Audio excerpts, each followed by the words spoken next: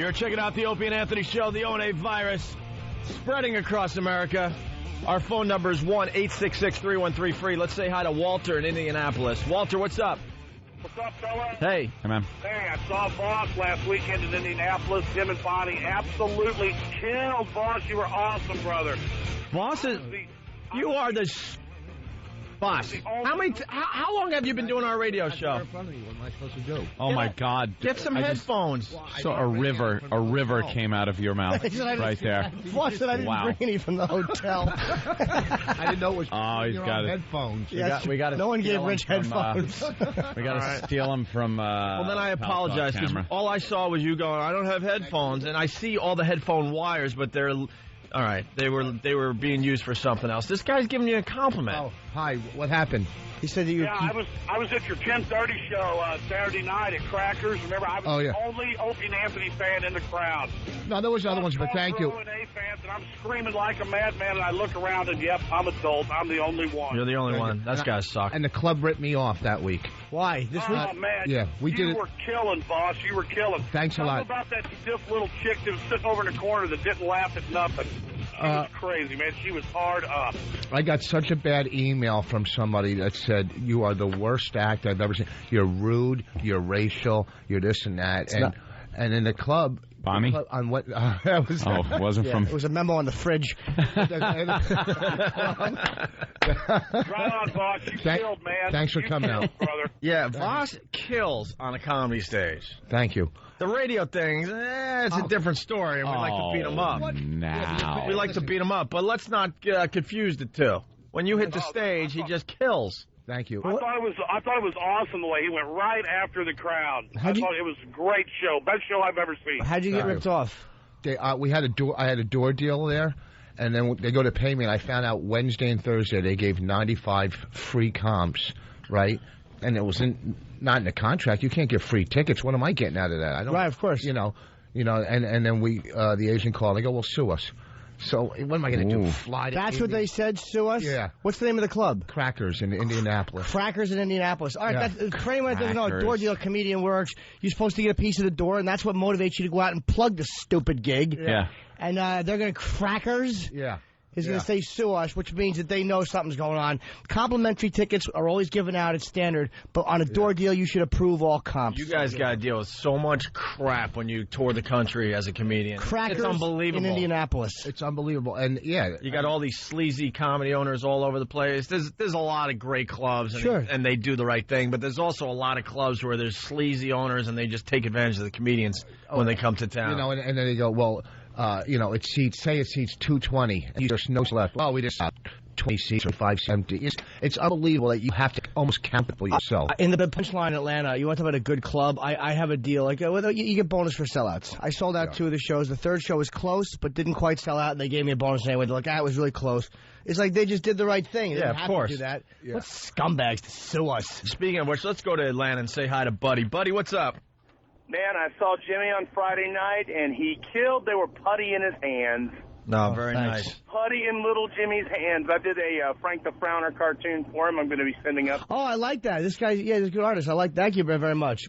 By man. putty, he means P-U-D-D-Y. No, it's great. That's right, putty. No, it's great. Jimmy goes out there and does his comedy, and we get a nice feel for, what's going on with the Opie and Anthony audience in these cities. Reconnaissance. We're not even on a regular commercial radio station in Atlanta, and I heard that the shows were pretty much sold out across the board. They were sold out because everybody's an O&A listener down here. And I hear people coming from like 100 miles away just to see Jimmy We Norton. do very well down there. I did 6 shows. I would say 2 were completely sold out. 1 was almost sold out, and the 3 that weren't were close anyway. What was the name of the place? The Punchline. Punchline. No. Okay. All right, thank you. I just despise comedy club Most names. of them are horrible. Crackers. That just I'm angry at that name. I don't care if they treated you like a king. Yeah, but the good thing about Crackers is the audience draws what, the name is, Go Crackers. Okay. Still was. Better than the comedy club down the road, which ends the same, but I opened up that way. I go, sorry, sir, you should be at Yeah. Well, this week I'm going to make a new CD at the club I'm at. I'm taping a new CD in Philly. So yeah, you're going to be at Rich is going to be at the Helium Comedy Club tomorrow, Friday, and Saturday. 215-496-9001. It's a good gig, man, Philly. It's a good club. But there's such nightmares. Helium's a really good club in Philly. All right, enough, Rich. Yeah. No one gives a crap. We gave you your time. Jesus. Yeah. But wait. we got the... Yeah, now get out of here. You got your plug-in? I barely ever plug. That would be funny if that was your whole segment, though. It was right. Trash crackers in Indianapolis because they ripped you off, and then you go home and go to bed. Yeah. And then you couldn't expect everyone else to plug the gig. Like you leave the paper with Rollins. You're like, yeah, plug, boys. All right, let's say hi to Derek in Pittsburgh. Blowing up in Pittsburgh. What's up, Derek? Hey, man, I need to know if Paul R. Nelson won.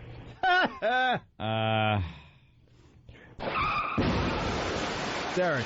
Lost. Yeah. You do know that he never had a chance, right? I know. Because we couldn't really, get behind half the stuff he believed in. Well, I we just... I would give him a hand anyhow. We just thought it was fun because his ads were so awful. Yeah. He received 11 votes. Right. Pretty much. It was really like a blowout. All right. Hey, here's the rest of the election results. There might be something interesting in here. It's 30 seconds. Let's go with it. It was much closer in the Senate. Republicans won in Tennessee, where Bob Corker defeated Democrat Harold Ford in a hotly contested race. But Democrats quickly captured 4 of the 6 seats they needed to take control in this chamber. That leaves 2 states, Montana and Virginia, where vote counts aren't yet over. In Montana, Democrat John Tester has a small lead over Republican Conrad Burns. And in Virginia, Democrat Jim Webb has a razor-thin edge over Republican George Allen. The votes are in and we won. The point of the matter is we're still counting votes. All right, well, whatever. Still counting. Yeah, whatever. Good luck to you. Godspeed. There was a hilarious story on the news when I first woke up. Most of the people couldn't figure out how to use the new machines, and they're just throwing their hands in the air going, I don't know. And old people. And then machines weren't showing up, and it was just a mess. Old people and savages, by the way. They have some kind of... That's who has trouble with the new technology. They have a new voting machine. It's like some kind of scanner. Yeah. And they just couldn't figure out how to use it, and there's a lady with I don't know. There's a lady with a manual just I don't know. This isn't how I elected Truman. Yeah.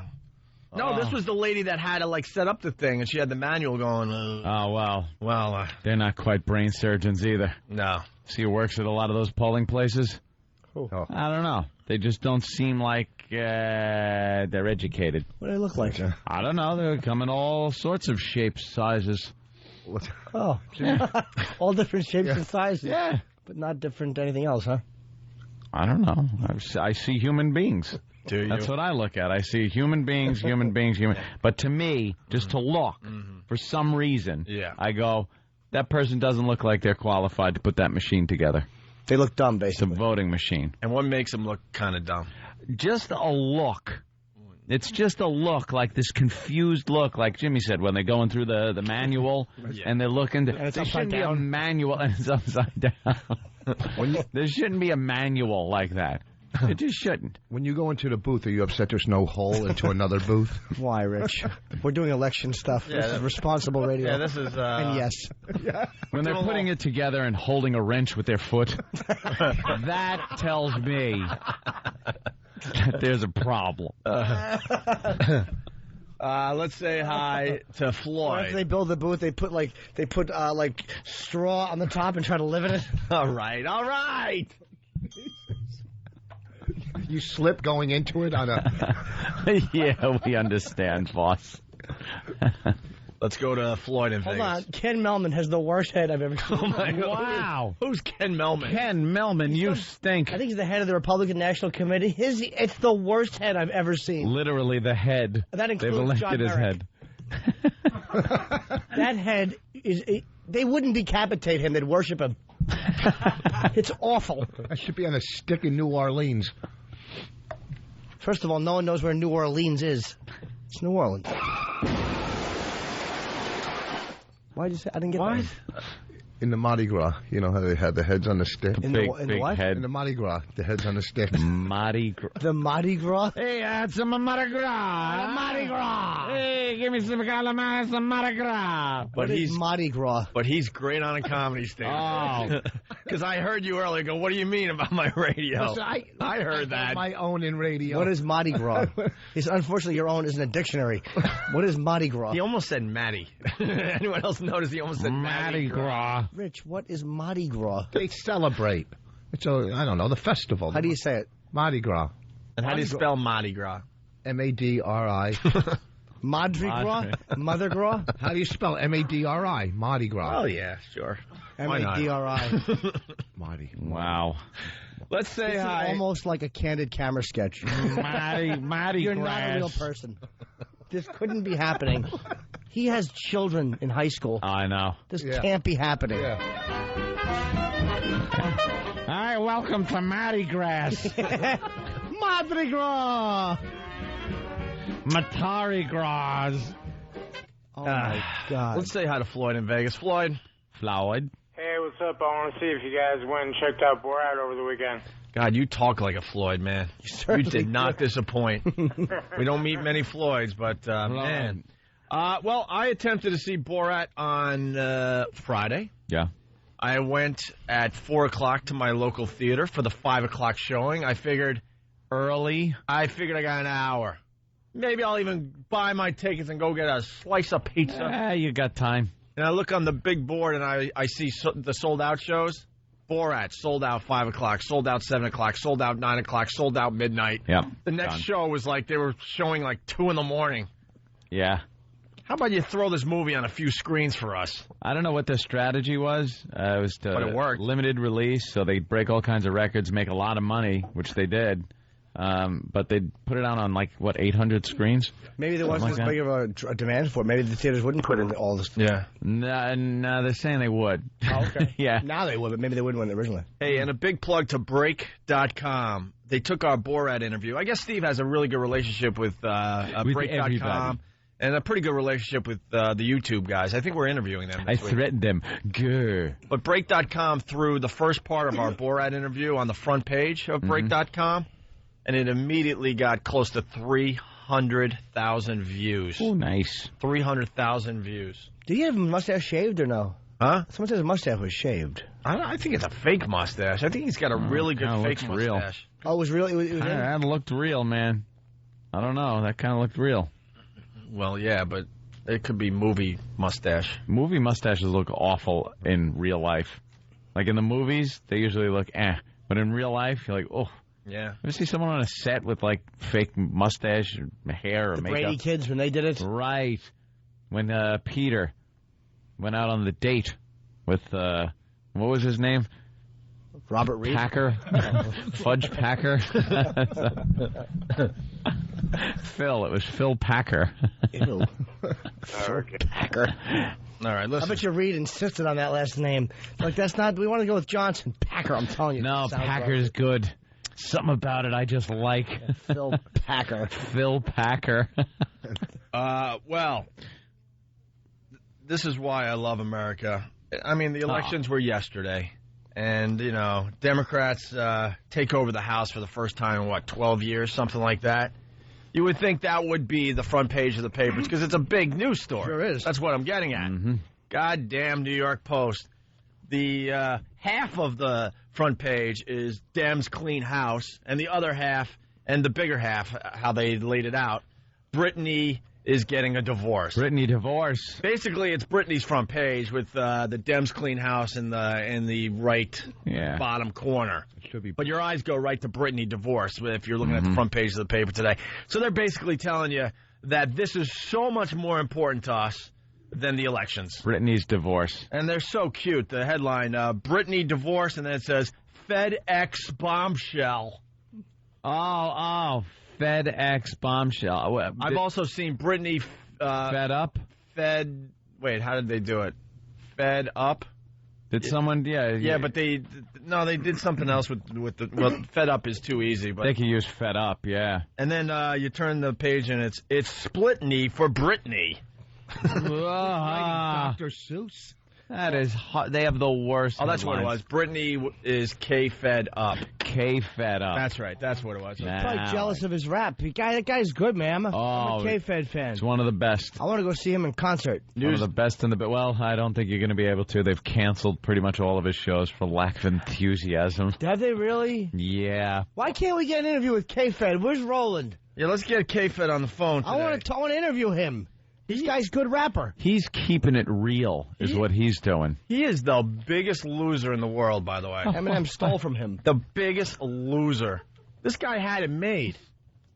He's just a white trash piece of crap. All he had to do was, like, if you want to do keep her happy, do his womanizing, you know, you kind of sweep it under the rug a little bit. Is it womanizing? That's what they're starting to say. Ah.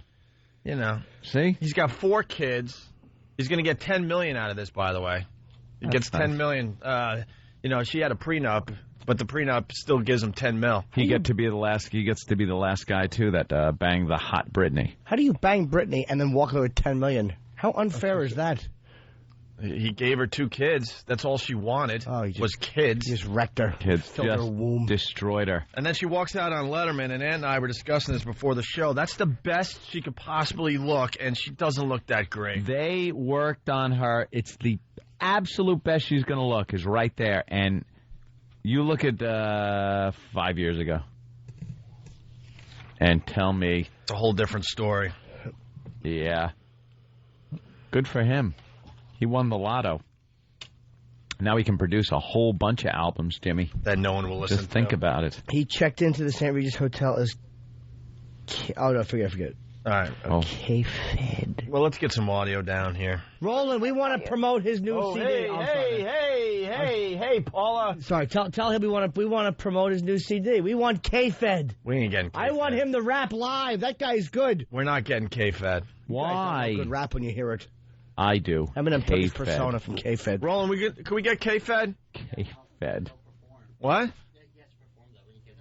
We don't care what he does. Yeah, he can perform. I don't give a crap. I don't know. We need security in between us, though, because I'll rush the stage because I'm a fan of K-Fed. Yeah, Roland there. K-Fed. Yeah. YouTube is next week. They're coming in studio. They're going to come in studio, YouTube guys? Yeah, they're nominated for Time Magazine Inventors of the Year. What are they nominated? Inventors of the Year award. Invaders of the Year?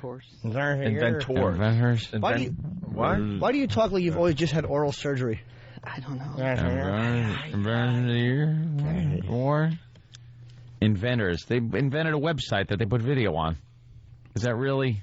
I mean, really? Isn't it a crapshoot with websites? Sure. Like one just can catch on. There have been other sites with video on it. Yeah. Why was all of a sudden YouTube the one that took off? Why am I asking you? I don't know. I didn't assume you did for a second. And where's your headphones? None fit. It's like when you get the big fat criminals and they have to use 2 sets of handcuffs to cuff his hands behind his back. Yeah. You actually need 2 sets of headphones stuck together to put around Roland's head. All right, Roland. It's very round. We'll let you off the hook today. That's how they named him. We're too busy. Here's K-Fed on Tyra last week talking about what Brittany calls him. What does your wife call you? Daddy. She calls you daddy? She calls you daddy. No, I mean, usually we're, baby this, baby that, that. And daddy. Stuff. And daddy. Daddy. And what do you call her? A meal ticket. Yeah. Yeah, pretty much. That is the creepiest thing, too. And that's big in the Spanish community. That whole mommy and daddy thing. No, they go papi. But yeah, whatever language it's in, it means daddy. If you're calling your girl mommy or she's calling you daddy, there's something so sick in your mind. Does anybody here, has anyone ever said mommy? Well, did you guys hear the news that K-Fed was snubbed at his party? She didn't show up for his party. Okay, now there's reason for the divorce. I call my girl Mother when I'm having sex with her. Mother? Mother blood! I'll actually call her by my mother's maiden name. I go with Granny myself. Grandma. Oh, Nana. Nana. Oh, God damn. It's even worse, though, if you only go from behind and you call her Pop-Pop. Oh, Pop-Pop. You make her wear a flannel shirt and a fedora, and the whole time you're doing it, she has to go fat and flail her arms back at you. Fat. Get out of there, you. Fat. Pop. Give Pop a lesson in humility. Hey, Gay lost, by the way. What? They're showing election results, and Gay lost. No gay marriage? Just Gay. Gay lost. Oh, the name Gay? I'm just saying Gay lost. You got to be more specific. No, it's funnier if you just say Gay lost. Gay lost? Yeah, he lost. Oh, okay. It is a guy named Gay, but he lost, so Gay lost. You can't win with that name. Gay. Do you feel like you and Brittany are forever? Of course. I mean, that's the love of my life. When was this? I don't see myself with anybody else at all. You know. Yeah, you go. Like, we work well together. Yeah. You know, we do. For some reason, it just works. It just works. For some reason, it just works. That really sounds like he's putting his all into this relationship. I don't know why. For some reason, it just works. Watch him just completely fall apart now. He is so done. A stupid kid named Jaden James. That's a Southern thing, Jimmy. Jaden. Is it? That a Southern name? I think so. Is it? I don't like it. All right, we're going to take a break. When we get back, we'll get into some other things. I think I'm burping a lot today. You're exploding. I think Louis C.K. is stopping by today. Nice. Yes. He's stopping in. That's very cool. He should be here next. Also, are some children's lyrics appropriate for children? We could have some fun with this one today, I believe. Lyrics appropriate for children. I don't even get the question. And now that it's a new month, you know, we took a couple days off. Yes, we did. We got line of the month stuff. Ooh. This is kind of fun every month. Culled from line of the day. Maybe we could try to do that next before we get Louis C.K. in here. It's the ONA virus spreading across America. Hi, I just got Yeah, you're checking out the Opie and Anthony show on this fine Whip 'em Out Wednesday, by the way. It sucks here in New York today. It's kind of a rainy day, but somewhere the sun is shining and girls are showing their boobs. To get involved, all you have to do is get a WOW sticker on your car. The WOW stands for Whip 'em Out Wednesday, and there are plenty of women out there. They see the WOW on the cars and the trucks, and they flash it. It's simple as that. All we ask is that you don't harass the ladies, okay? No. All right, we got Rich Voss in studio. He's playing Helium Comedy Club in Philadelphia starting tomorrow night. Yep, Thursday, Friday, Saturday. The Helium Club it's a great club. We saw it for the first time about a month and a half ago. It's a great place to do comedy. That's why I waited to do a new CD there. It's just great. Oh, you're doing the new CD at Helium? Yeah, oh, very nice. Okay. And then we got to say hi to Louis C.K. here. Hey, guys. Louis back. Good morning. And Good Louis, morning. You're playing part of the comedy festival here in New York? No, well, yeah, I'm doing a couple of shows here. And then I'm in Vegas next week for the Vegas Comedy Festival. We're on in Vegas, so there you go. I'm out there, too. Are you? What are you doing out there? Me and David Teller doing a show on Thursday night, the two of us. And then I'm doing Comic Relief also. Oh, nice, man. Saturday. Jesus. Yeah. This is just traveling minstrels. I know. You guys, you just wander the land, spreading laughter. I'm out there with our friend Saget. I'm doing Bob Saget's show in Vegas and with Jeff Ross. Yeah, he's doing like a dirty show, right? I know. I get stuck on a late night show. It starts at 1 in the morning. I'm on last. I'll be on at 2:45. It's because you're foul. Oh, I don't know the language. That's all right. They're all sober by that point. I'm going to work totally clean. Yeah, you should do a Tonight all Show. All corny, awful political jokes. Yeah. Why not? Yeah. Well, your Comic Relief is live, right? Isn't that live on HBO? Yeah. Yeah. That should be great. Ooh, yeah, it should be fun. And they haven't done that in years now. I think it took a few years off, yeah. Took a few years off. They had to find a new cause, I think. Yeah, there weren't any more homeless people. They fixed it. Yeah, we fixed the homeless problem with the first one. They realize people in general don't care about the homeless. So I earned that cake. I earned that cake. Why do you step on it? That's why they're homeless, because nobody cares about them.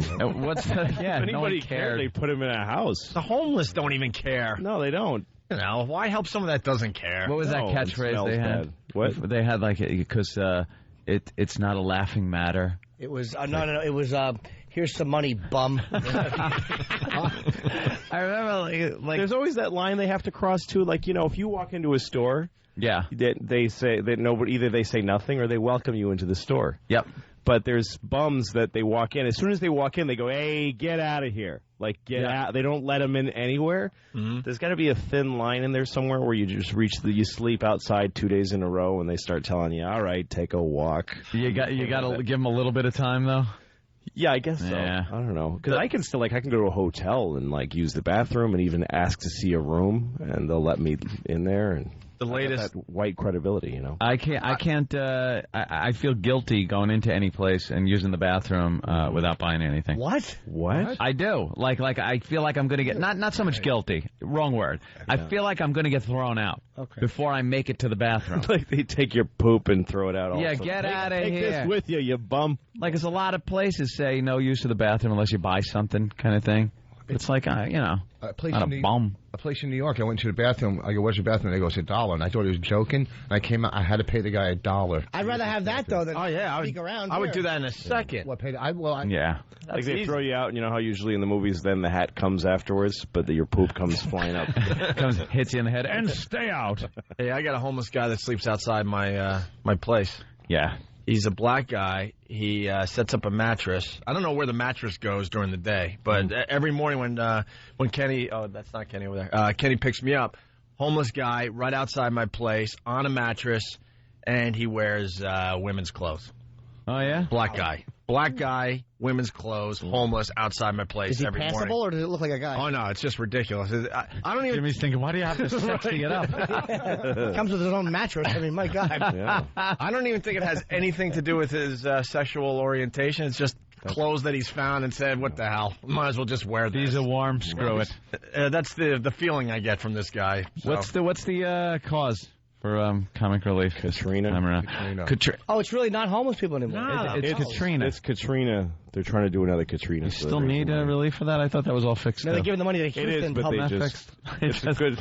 It's a good cause. It's pro Katrina. It's like. It's for it. Yeah. It's for reflooding the city. It's for doing another Katrina. I get it. They should donate the money to Houston for crime fighting. Yeah. They realize they need another flush. Yeah. One more flush should do the job. Sledgehammers for the levees. So, Louis, we're talking about, Brittany getting the divorce. We're talking about the elections. Yeah. We haven't talked about Doogie Howser coming out of the closet. Yeah. Is he gay? That was a surprise. Yeah. Why did I ask that? When he said Doogie came out of the closet, what else could that mean? Quite literally. It's a new term in Hollywood. He's been lanced. What? That's what they're calling it. Yeah, well, when you're forced to come out of the closet, it's you've been lanced. Yeah. That has a couple of meanings, though. Yeah. Could mean being lanced. I had something lanced once. Yeah, I did. Yeah, you get something poked into it, and it leaks. Fairly accurate. Yeah, exactly. So we got the Doogie coming out of the closet, and now we got this great story in front of us from, what, Dublin? Wait. Doogie, quick question. How was he lanced? How was he forced out? People started saying he was gay, and so he said, yeah, I am. Yeah, some people fight it. Yeah, like Jim J. Bullock. Yeah. He fought it for years. He's still fighting it. That he's straight. And Tom Cruise, of course. Well, still fighting. Yeah, he's putting up the good fight. I mean, we don't know, obviously, but come on, something's going on there. Yeah. All right. So, what about this story in front of you, Anthony? Yeah, doctor saw it in sex case. Yeah, why not? Is this one of those guys who just couldn't take it? Where is this? Dublin, Ireland? I don't know if it's Dublin, Ireland. Might be. No, because they're mentioning San Francisco and Oakland in this story. Dublin, Ohio.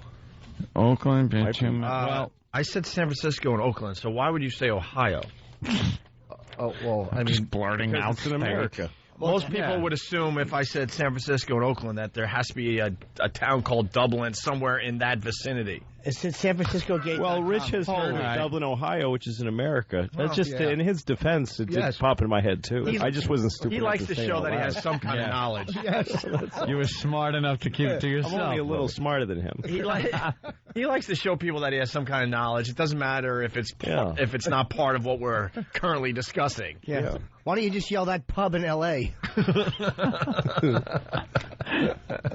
He could get laid off of having said Dublin, Ohio. Somebody might think Wow, that dude's really smart. I thought you were saying... Yeah, he's knowledgeable. See, this is what I thought. You said Dublin, Ireland. I thought you were saying Dublin, Oakland, or something. You know, you're naming the cities where there's a Dublin, or... You know what I'm saying? All right, now I can't. Now I don't see, even Louis... Now he's trying.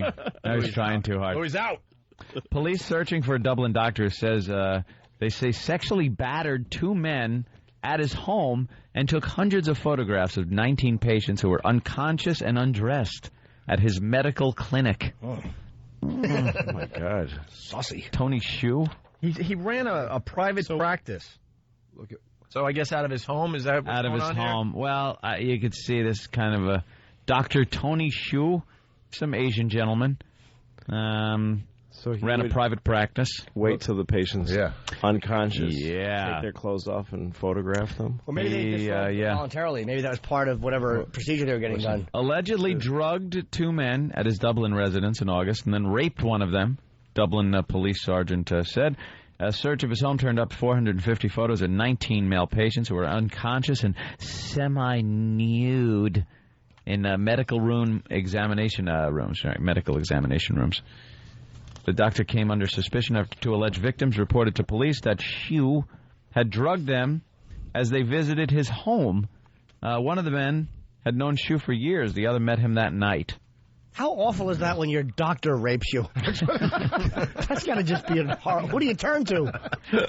Well, got the rape kit right there. You got to go back to him to stitch you up? No, I went to get some dental work done, and they knocked me out, and I woke up with a sore throat, and I was really certain that somebody did me in the mouth. Really? I was sleeping. But the way I look at it is if you have people come into your office and you're knocking them out, how do you not at least lick their face? How do you not give them the finger right to their face, lick their face? Something. Yeah, something. We were talking about how doctors are they're just people. They're guys. They get a little worked up. And if you're a dentist and this beautiful woman comes in and now she's completely knocked out, you're alone in there. We call it the perv switch. The perv switch. Everyone has it. Everyone has it. And it's some people get turned on. It makes people pervs. Opportunity does. You're just sitting there with your little pick going, I've got a little bicuspid problem here. I've got to see those cans. You just lose your mind and then rip her shirt open. And you got to fondle. And you just lose everything. Yeah. Yeah, you start laughing at her boobs. And she's unconscious. Yes, we've got the number 8 molar on the top. I'm seeing oh, gosh, I got to grab her crotch. I just have click. She's unconscious right in front of you. Of course. And then you... Just breathing heavy and her boobs are just rising. Yeah. They're heaving. And you're just trying to control yourself. I think that's how most men would use any superpower, That's how we would use anything. That's about as close to a superpower as you can get. Yes, it is. You are a knockout man. Yep. You can they come to you with the total knowledge that you will knock them unconscious, and that's it. You just got to make sure you button the shirt right. You ever button your shirt and it's uneven at the bottom and you go, oh, what did I do? You got to make sure you don't do that to her. They always fumble and they put both breasts back in the same bra holster. They just fumble nervously. Always a screw up. They got to put it back quickly before she wakes up. I woke up feeling like something had happened. I felt like dirtier in some way, and then I realized my bra was on where my panties belong, and vice versa. I had tapioca in my hair. So when you're getting knocked out, if you're a woman, if you're getting knocked out by the dentist, you should write, you pig on your boobs. Or I have AIDS. Welcome to the world of AIDS. Like you can get AIDS from looking at a sleeping woman's boob. That would freak you out, though, if she had a message for you. Yeah, exactly. But you say, where do you draw the line? How about the guy that works, at the funeral home, who's in the room by himself all the time, Well, those stories happen, too. Those stories happen, too. How do you not? How do you not? It depends on how fresh it is, I think. Yeah. And how they died. If it was a bad fire, you might want to let that one go. I love how Jimmy says might. You might, but then again, it's... A lot of sex is curiosity, a lot of sexual urge. How many, boobs that have been on fire have you seen? Sure, what would it be like to have sex with beef jerky? Yeah, exactly. There's that's easy to find out. A few guys decided they saw a woman's obit in the paper, and she was attractive. They found her grave. Yeah. We're in the midst of digging up her grave. One guy wanted to have sex with this dead woman. So he gets two of his friends who weren't going to have friends. Fellas, come on. Yeah, come on. They were going to dig her up so he could take her home and have sex with her. Wow. And then, based on the picture in the obituary. And then the host from Dateline walked out. What are you doing here? Are you going to have sex? Oh, I was just going to dig her up and hang out with her. Having sex with a corpse. Why would you want to do that? I mean, I'm a pervert. Why would you want to do that? Those are good friends. That's you. Yeah. No kidding. That's the worst. All right, look, dude, I understand. Sure. Yeah, I get you. You know, she is hot. Yeah. I'm not going to join you. I understand she's your chick, dude. You know, bros before dead hoes. Dude, I'll do the digging, and you can. It's tough to talk your friends into moving a couch when you. Yeah, how the hell did they talk these guys into? You know, I want to dig up a chick because I want to have sex with her. All right. All right. All right. Like, is there a point where you go like? Are they going to go for this? Like, you got to really know your friends. Yes. You had to have been through some other stuff. You don't just work yourself. You don't go right from, hey, you know, you want to go out, drink a few beers to you dig up this dead chick so I could have sex with her. And her friends go, is she having an orgasm or decomposing? How do you break that to your friends? Like, do you say it as a joke? And like as you're all laughing, but seriously though, but then you look and you're not laughing, you're staring at it over your beer. Well, they must have some with history. shovels. They must have history. Like, well, come on, remember the time I helped you drink that homeless guy's urine? You know? Yeah, there's got to be something in their history. All of them. I helped you wipe that kid's blood off your bumper. All right. Remember? Dude, a hair, and you would have been caught on that bumper. Hey, and we helped you clean the whole thing up. All right. At least the guy didn't want to have an orgy. You know how much digging that would have been that night? Hey, let's go to Kelly in Syracuse. Kelly. Hey, boys. How you doing? Pretty good, Kelly. Hi. I had a friend that when she was younger, she was molested by her older brother.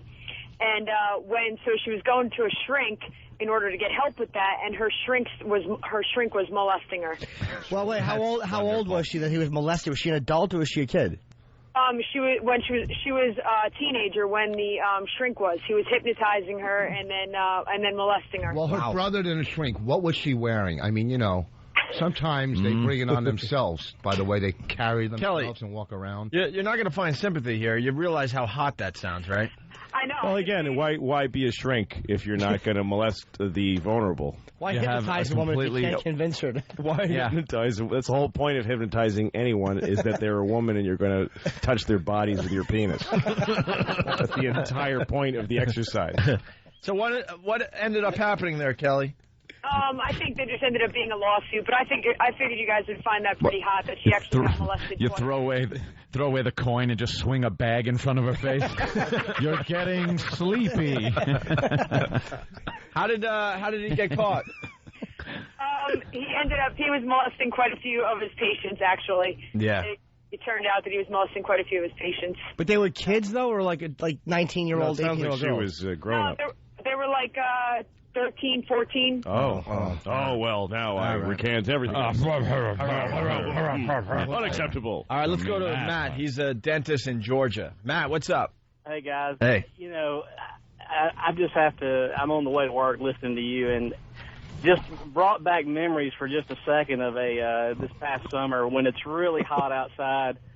These, I don't know, these cheerleaders, they come in with these midriff T-shirts. Oh, my gosh. These frickin' gym shorts, and she's laying back in the chair. Yeah. I lay her back, and you know how their hip bones, how high, when they're skinny as hell, their pants kind of come up. Yeah, they kind of ride on top, and you can see right down there. Oh, my God, and I'm laying there. He's a dentist. And Mom's in the room with me. Mom. Good thing. She's 17 years old. And I'm, Who, Mom? Oh, no. Oh. No. Mom is nowhere near. But you know how the deities ride up? Doesn't Mom know, though, when she's got a hot daughter like that? Doesn't she look at you when the kid's asleep and go ahead, man, I know. Go ahead. She's sitting there daring me to. And, I mean, and I'm working. I'm kind of halfway looking down, and I look down, and her eyes are looking straight at me. Yeah. You're thinking of a whole different root canal. Wait. You know a dentist is up to something when they come in for a cavity and he pulls all her teeth? Watch it out, guys. Wait, dude, who was looking at you, the girl or the mother? No, the girl was looking at me. The mom was sitting in the corner of the room. So you're taking peeks as you do your work there? It's impossible. I mean, you're laying them back. They're laying essentially in your lap, and a lot of these ladies, they come with these low-cut blouses on. Yeah, but see, you said in the summer in their cheerleading outfits. They don't wear cheerleading outfits. That was your fantasy, right? Yeah, this guy's got a pervert switch that's very, very close to the surface. We all do, though. All right, thank you, Matt. You. Let's say hi to Dane Cook. Dane! Hey, what's up, guys? Hey, have you ever been molested? No, but those are some great stories. Yeah, got to watch The Dentist. We were talking about the perv switch. Everyone has one. You know, you get these stories in the paper where the dentist is molesting the patients when they're under.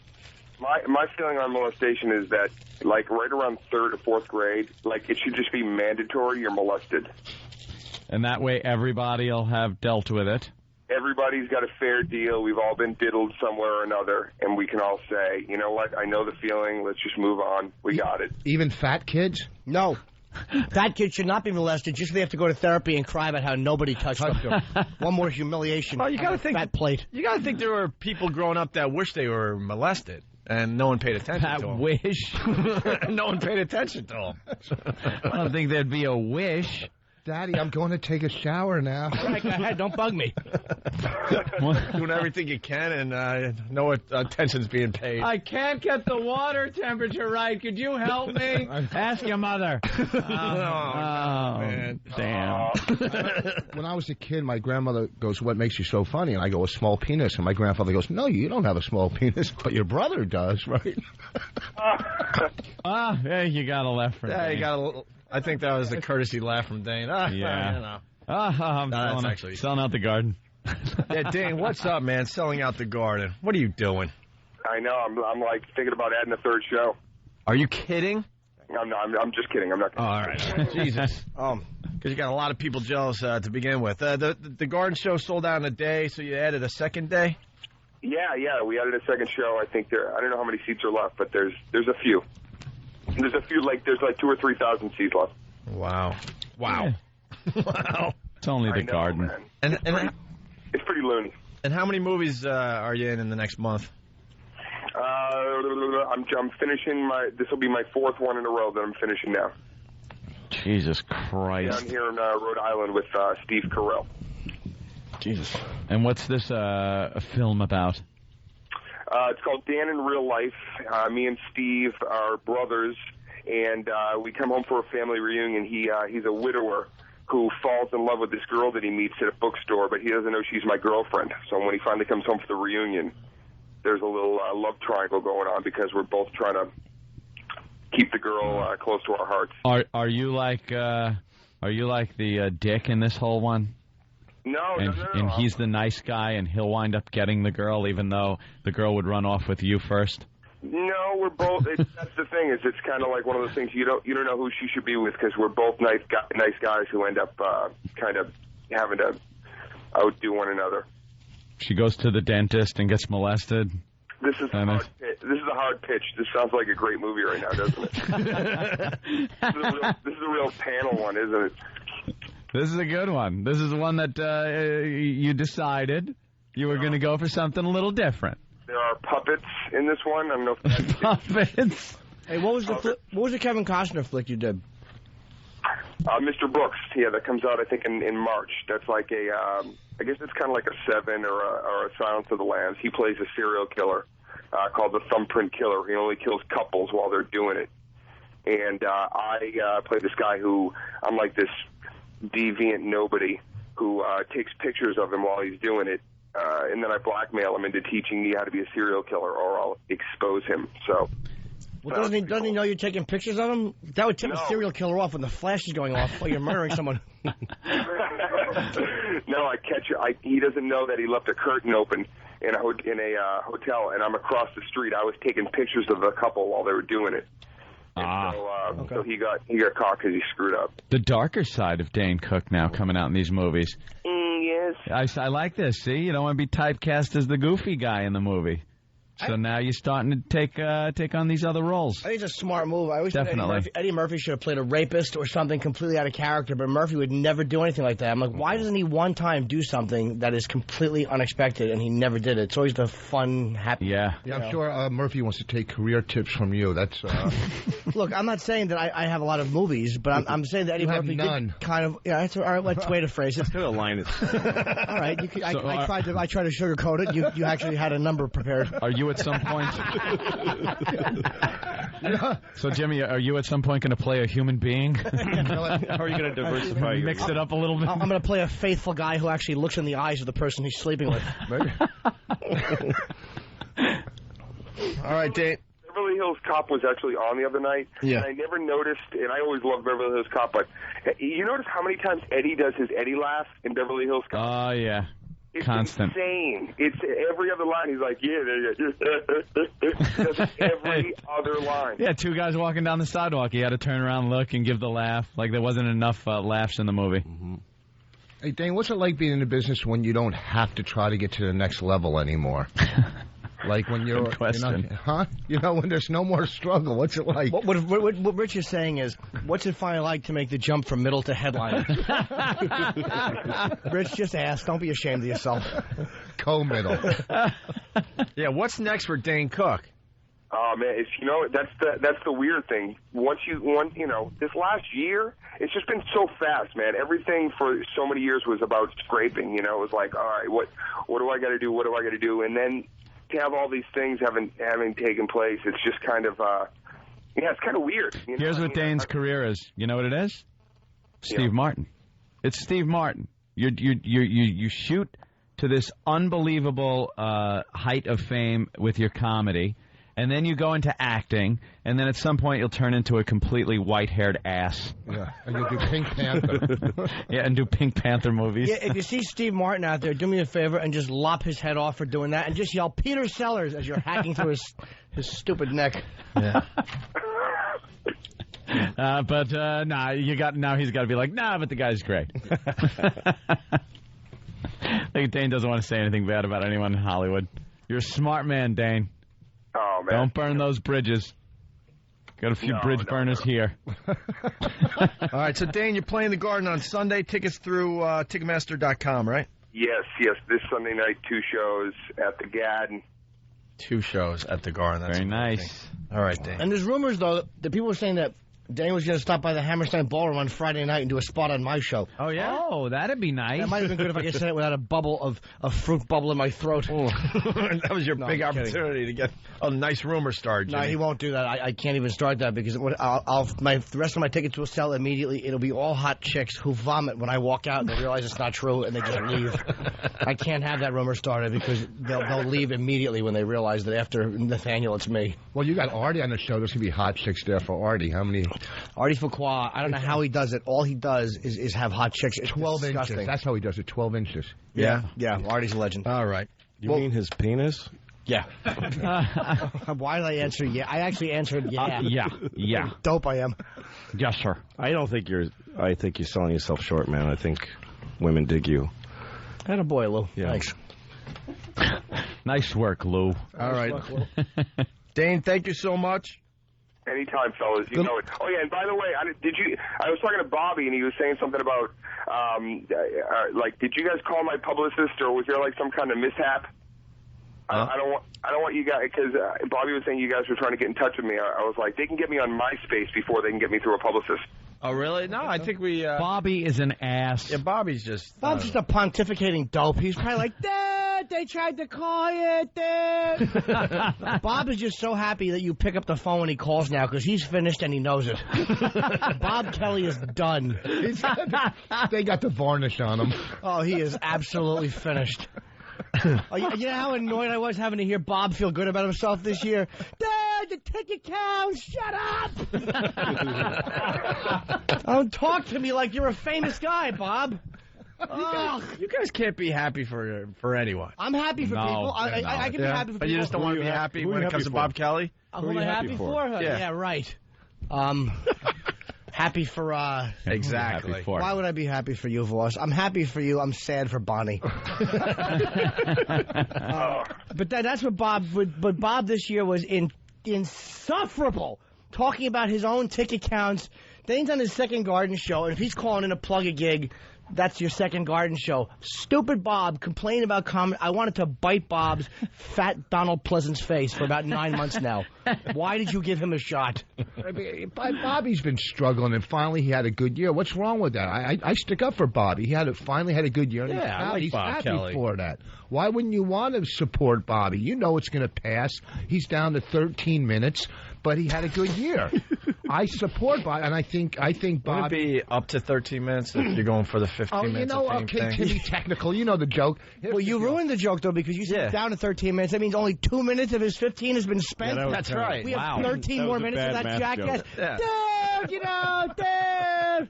His stupid hands opening. How did you tolerate him on a bus?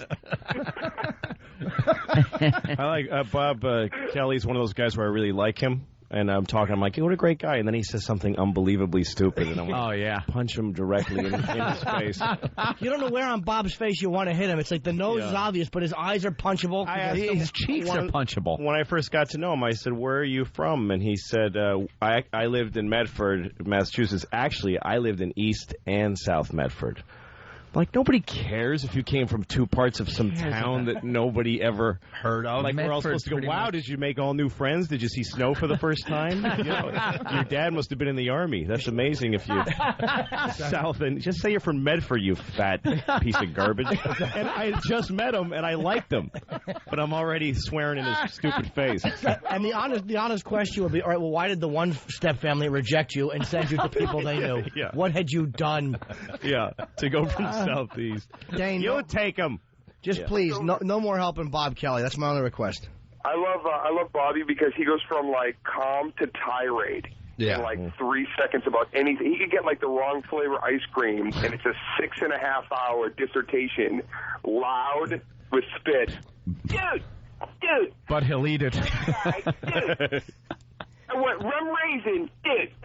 Here's how dumb. This is why I tell you Bob is stupid. Because we were talking one time about John Travolta and about him like having planes, and someone was saying that Travolta had planes like way years ago, and Bob goes, nah, dude, it's ever since this whole new thing after Pulp Fiction, and someone's like, no, he had them before, and the guy goes, Bob's like, nah, dude, I'm telling you, it's brand new, and the guy's like, I just saw a special on Travolta, he had them, and then Bob's like, all right, dude. It's like he's just a pontificating fool.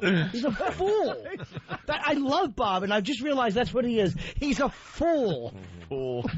Leave him alone. Leave him alone. I'm pro Bob Kelly this month because he called me upset and hold on. What was? He called me upset the other day, and I'm pro Bob Kelly. I'm campaigning for Bob Kelly, and I hope his fame stays. Did you give him advice? No, I can't give anybody advice. Right, Bob's fame, he should have Challenger written on his shirt. All right, we got to let Dane go. Dane's got interviews to do here. So, Dane, Sunday at the Garden, second show, Ticketmaster.com. That's it. All right, thank you, Dane. Same, man. All right, guys. Dane Cook, everyone. We got to take a quick break. We're really late. We got Louis C.K. here, Rich Voss here. We'll continue. It's the O&A virus spreading across America.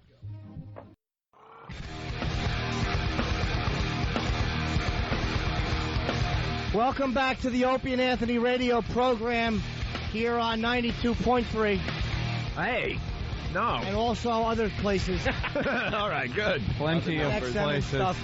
And Rich Voss, Louis C.K. hanging out today. And Louis just told me Louis shot an HBO special, man, to be shown in January, an hour. Wow. Which is, I'm very happy for you / jealous. So Louis shot an hour, and that's my first and we'll be on comic relief. Yep. A lot of jealousy. Nah, but I'm happy for Louis. I'm very happy for Louis. Anything Louis does, I'm happy for. Well, I gave you a job. You certainly did. I talk about depressing. Pamela just called me. She got my sweater back. The rich sweater from Lucky Louie had been sold off. Because they sell your assets immediately. It's like a divorce. Yeah, no, we had to get all our clothes. And Pamela bought my sweater and got my sweater for me. So that's right. I can wear that like now when prostitutes come over. I can hope they recognize me. I can go, because I'm nude in my sweater. Remember. What do they do with it? They just sell it to like people who will use it for whatever. Like homeless? or no, other. So there's a company called It's a Wrap, and they just buy everything that a TV show, a dead TV show had. It's a Wrap. It's a Wrap, yeah. And then what do they do with it? They'd liquidate it. I don't know what they would have gotten for that sweater, But do they sell any iconic stuff? They would put it on eBay and stuff like that. That's what I was thinking. So they sell it to fans and stuff. Yeah. So I took all my work shirts. And that stuff. Yeah. I got to tell you guys, wherever I go, man. I was in Rochester for a few days, and a lot of Lucky Louie fans up there. And people you would never expect, like, proper women that don't have a dirty mind. And I'm like, that's the weird thing. It's mostly older people. There's always older in New York. Every corner I'm waiting for a red light, some older Jewish woman puts her hand on my chest kind of sexually and says, "You are wonderful." Like old Jewish ladies and old black couples, well-dressed, come up to me and say that they love the show and then take my wallet and stuff. That was the problem. You just needed white people. I didn't expect a lot of white people. There's more white people in America. I didn't expect the soccer moms. I just didn't. And that's what I see a lot. They come up and go, that show is so honest, and the language, it was real. Well, when I started doing material about having a family on stage, I thought I was going to get booed for the stuff I was going to say, because I did it out of frustration. I didn't think it would be that make me successful. I was going on stage and saying stuff like, now that I have a baby, I understand babies in the garbage. Like, I wouldn't do it, but for the first time, I get it. Like, I totally visualize it. And it's true. Every parent, actually, your head goes to like, okay, who would know? Like, how many people have seen this baby? And like, oh yeah, they got her footprint at the hospital. Forget it now. It's not gonna. Could I explain it away? They're gonna come around. Hey, what happened? What? We didn't have a baby. What are you talking about? But so I would do jokes about that, and I thought I'd just get booed, and I was just doing it for my own. And soccer moms would come up to me after shows, and say, "Thank you for doing. Thank you. I did kill my baby. I threw my baby in the garbage. And I didn't realize how funny it is that I did so. Louis, what's the most frustrating thing about being a parent? I think it's the spouse. I think if I was alone, I'd be fine. Alone with a kid? Yeah, seriously. I got two, and I can think. I sort of think in my head, because you do with virtual reality. Okay, my wife dies. And the kids are still around, get a nanny. I mean, I could do it. Wait till your kid turns get a nanny. Wait till your kid turns 16 and stays out all night drinking and lies at 16. Oh, boy. The only thing that would be better is if I dropped her off. Yeah. All night long going from party to party. Is that what's happening with the hot Voss daughter? Yeah, no, I haven't had any. I haven't started. That's a whole new level where the person actually has a life that you have to worry about. Right. And to me, I have two girls, so I just don't want them to depend on guys. That's all. I really don't care if they're hookers, as long as, I guess that is depending on guys. But yeah. In a big way. Hookers are not really independent of spirit. No. But, no. The hard part is when they're babies, it's that you don't sleep and you really get on edge and you want to kill people. Yeah. And but there's endless reservoir of energy for the kids. I mean, they're crappy people. They don't care about you. It's a one-way relationship. They're mean-spirited. They smell bad too. A lot of the time, like my daughter won't bathe. And we have a baby, so we can't force her anymore. Like, we just go, fine, just sleep in your clothes. Nobody cares anymore. But she starts to stink. Like, she's got this little girl vagina smell that is kind of it's really hard to take. It's really hard. It's disgusting. Do you have an Arab kid? What's that? Well, if any kid, you don't wash them. They stink. The reality is there's not much joy, right, when they're young. Well, but there's enough that it makes all that worth. It doesn't bother me. Like she'll be really rude to me, and I think it's funny, and I'm proud of her. I want her to be rude and self-expressive. I want her to take from people and crap on them. And abuse them, because that's how you get ahead in the world. I can never understand when I see a father with especially daughter, young daughters in a store or anywhere, and they go into that baby talk thing. Yeah. And it's like, Jesus Christ, this is a grown man who is now, he was probably into, he was under the hood of his car turning a wrench at some point with his buddies drinking beers, and now he's gooby baby talk. No, baby. No, darling, we can't do that. No. And you just look and go, what happened to you? Yeah. No, I don't talk to my daughters that way. No? No. I just talk to them because that's stupid. It's retarded. It really is. Your kid, it talks like a baby because your kid is stupid and your kid doesn't know how to make real words yet. Your kid sucks at talking. So you're going to teach them by talking like them? Yeah. How dumb is that? Like parents that take their kids' words, do you want Mickey, Milky, Mickey, Mickey? Say milk so the kid learns how to say milk. so they can get a job. Don't retard their verbal development by talking like them. The only people you should use baby talk on are the elderly. Yeah, exactly. Just to humiliate them. Well, there was a little kid in my neighborhood, a little black kid, and his uncle, you remember Froggy from Courageous Cat, to talk like that? No. The uncle. Remember Froggy? Wait, hold on. No. You're not just... Was that a talkie? Did you just make up that cartoon? No, Courageous Cat. You remember Courageous Cat? No. I'm going to tell you a good story. I don't remember Froggy. You watched cartoons when they were in black and white, didn't you? Steamboat Willie. Jesus. Was that on a flip card thing like those? That was a flip book. He put a penny in the Nickelodeon thing and cranked it. Turned his cap on backwards. I go to Coney Island. How old are you? Are you serious? You don't know Courageous Cat in Minute? I remember the name, yes. Yeah, I remember. I don't remember ever watching it. But not Froggy, Rich. He was one of the characters. He was one of the criminals. And how did he sound? He went, see, man, see, like Mug, you know. Mugsy. Yeah, that was the... Oh my God! You know, if I close my eyes, Froggy. Froggy, he'd have a cigar in his mouth, little cigar. Yeah, I think Pixar is doing a Froggy movie. Yeah, he's such a popular character. Why am I being attacked from a show I watch? I'll tell you why you're being attacked. Tell Louis what that event in New Orleans is. Mardi Gras. How do you spell it? M-A-R-D-I Gras. Mardi Gras. You finally... All right, look. Yeah, you looked it up. You looked the word up during the break. He looked it up. What did I say before? He said Mardi Gras and Madri Gras. No. And he spelled it M-A-D-R-I. Oh, you're out of your mind. I said M-A-R-D-I. No, you didn't. Oh, my... You don't think we tape this show every day? I know you it's on tape, my friend. It's on tape. How much you want to bet? Why I said I'll take bets right now. How much you want to bet? You spelled it M-A-D-R-I. I'll bet you. I got 100 right now. No, I can't gamble because I quit gambling. Oh, that's right. M-A-R-D-I. Oh, you're lucky. Come on. That is the easiest not like money I drinking would or make. drugs. It's gambling. You can stop in a second. No, I can't. Come on. You said Mardi Gras, and we asked you, and you said Madri Gras. Madri. Imagine if that's how you tumbled back down because of that bet. Just one bet. Back to smoking crack. I was sure I said Marty, and I lost the bet, and I had to go make up for it at the OTB. And Bonnie left me 3 months later. It would take a week for Voss to be on his knees pleasuring someone for a vial. Because of a word he misspelled. Because he misspelled a word. People are saying here it's the Frog-U tool. Froggy was from our gang. A frog or froggy, whatever. If you talk to him in Frog-U tool. Well, if you talk to him in past tense, it was froggy. All right, so let's get to your story. Well, it doesn't matter. This is how old this cartoon was. The character was just called the Frog. It was the first frog ever on a cartoon. It wasn't Kermit the Frog or Froggy. No. Just the Frog. Frog, and people were fascinated by it back frog then. Who speaks? It's a frog? How do they do it? All right, so what happened with the frog? We're talking about kids and how you talk baby talk. And it's not a good...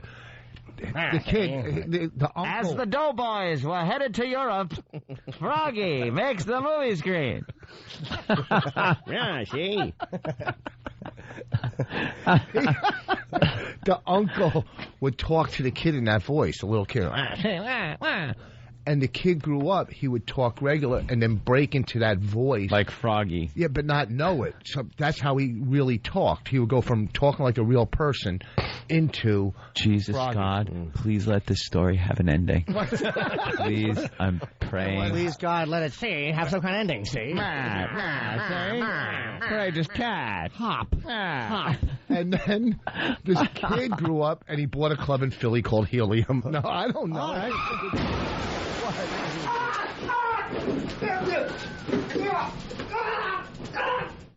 You tased Rich. I sure did. That frog story.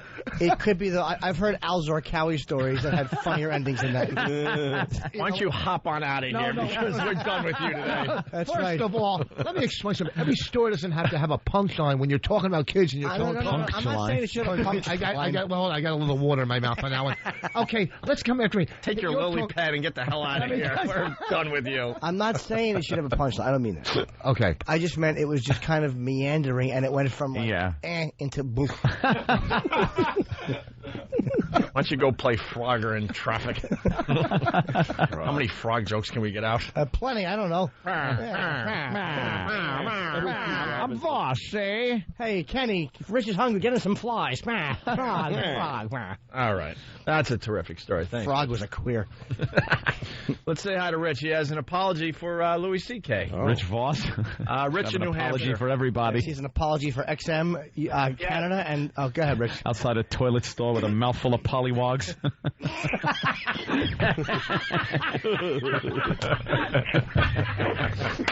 Wow. Horrible. There you go. Meandering mess. There you go. You never disappoint, Rich. Thank you. Love Rich. You never disappoint. Mouthful of Polliwogs. Oh, my God. Oh, his stomach. Oh, that was a gem. Yeah, right. Should we go to New Hampshire? Yeah, let's talk to Rich. It's Rich. Yeah, hey. What's up, man? I just want to apologize to Louis there. Yeah, what for? I fell asleep at one of his comedy shows up in Massachusetts at the Kowloon, and my wife was telling me that he kept on looking over at me, and I feel really bad about it now. All right, hold on, Rich. I gotta stick up for Louis here. He didn't fall asleep because you were having a bad set. Oh, well. He passed out. He drank too much. Passed out at your show. Yeah, no, I just want to apologize him for falling asleep at his show. Nothing that he did. I mean, I enjoy his comedy. He's great comedy. Dude, what we're saying is it's not falling asleep. Up there it is. Up in New England, like it is. I just fell asleep. It's called passing out from alcohol. There's a difference. It's not falling asleep. No comic wants to hear that you fell asleep at his show. Guy makes it sound like he took both of his hands, put them together like he's praying, and put his cheek on him at the table. They don't mind hearing that you passed out at one of their shows, but... Guy was drooling on his chicken wings. He fell asleep like Alex in Clockwork Orange in the spaghetti. That was how he fell asleep. Yeah. I tried the line. All right. No, you don't have to apologize for something I was completely unaware of. Oh, okay. Thank you. Well, hey, no, I think that I do. Anyways, that's just me. All right, thank you, Rich. Thank you very much for coming to see me at the Kowloon. I got to cut you short because this is the $100 I would have won. In the Mardi Gras, you know how they had the heads on the stick? In the what? In the Mardi Gras, the heads on the stick. And how do you spell Mardi Gras? M-A-D-R-I. Mardi Gras? Mother Gras? How do you spell M-A-D-R-I? Mardi Gras. Oh, yeah, sure. M-A-D-R-I. Mardi. Wow. Mardi You're Gras. not a real person. You're not a real person. There you go, from earlier. There you go, Rich. Okay, here's the deal. There It was early, and I wasn't really awake. The case is rested. How early is it that you spell Mardi Gras M-A-D-R-I? I made a mistake, okay? What's the big deal? Wow.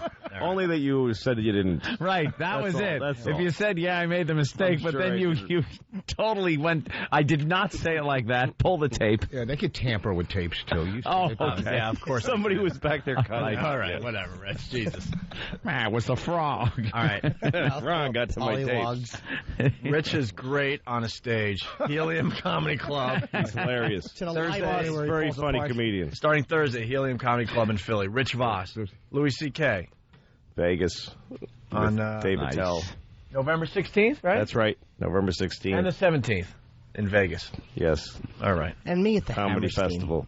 And Norton at that. Hammerstein. I'm going to that show, Jimmy. Are you coming? Oh, absolutely. I wouldn't miss it. I'll introduce It's the you. ONA virus spreading across America.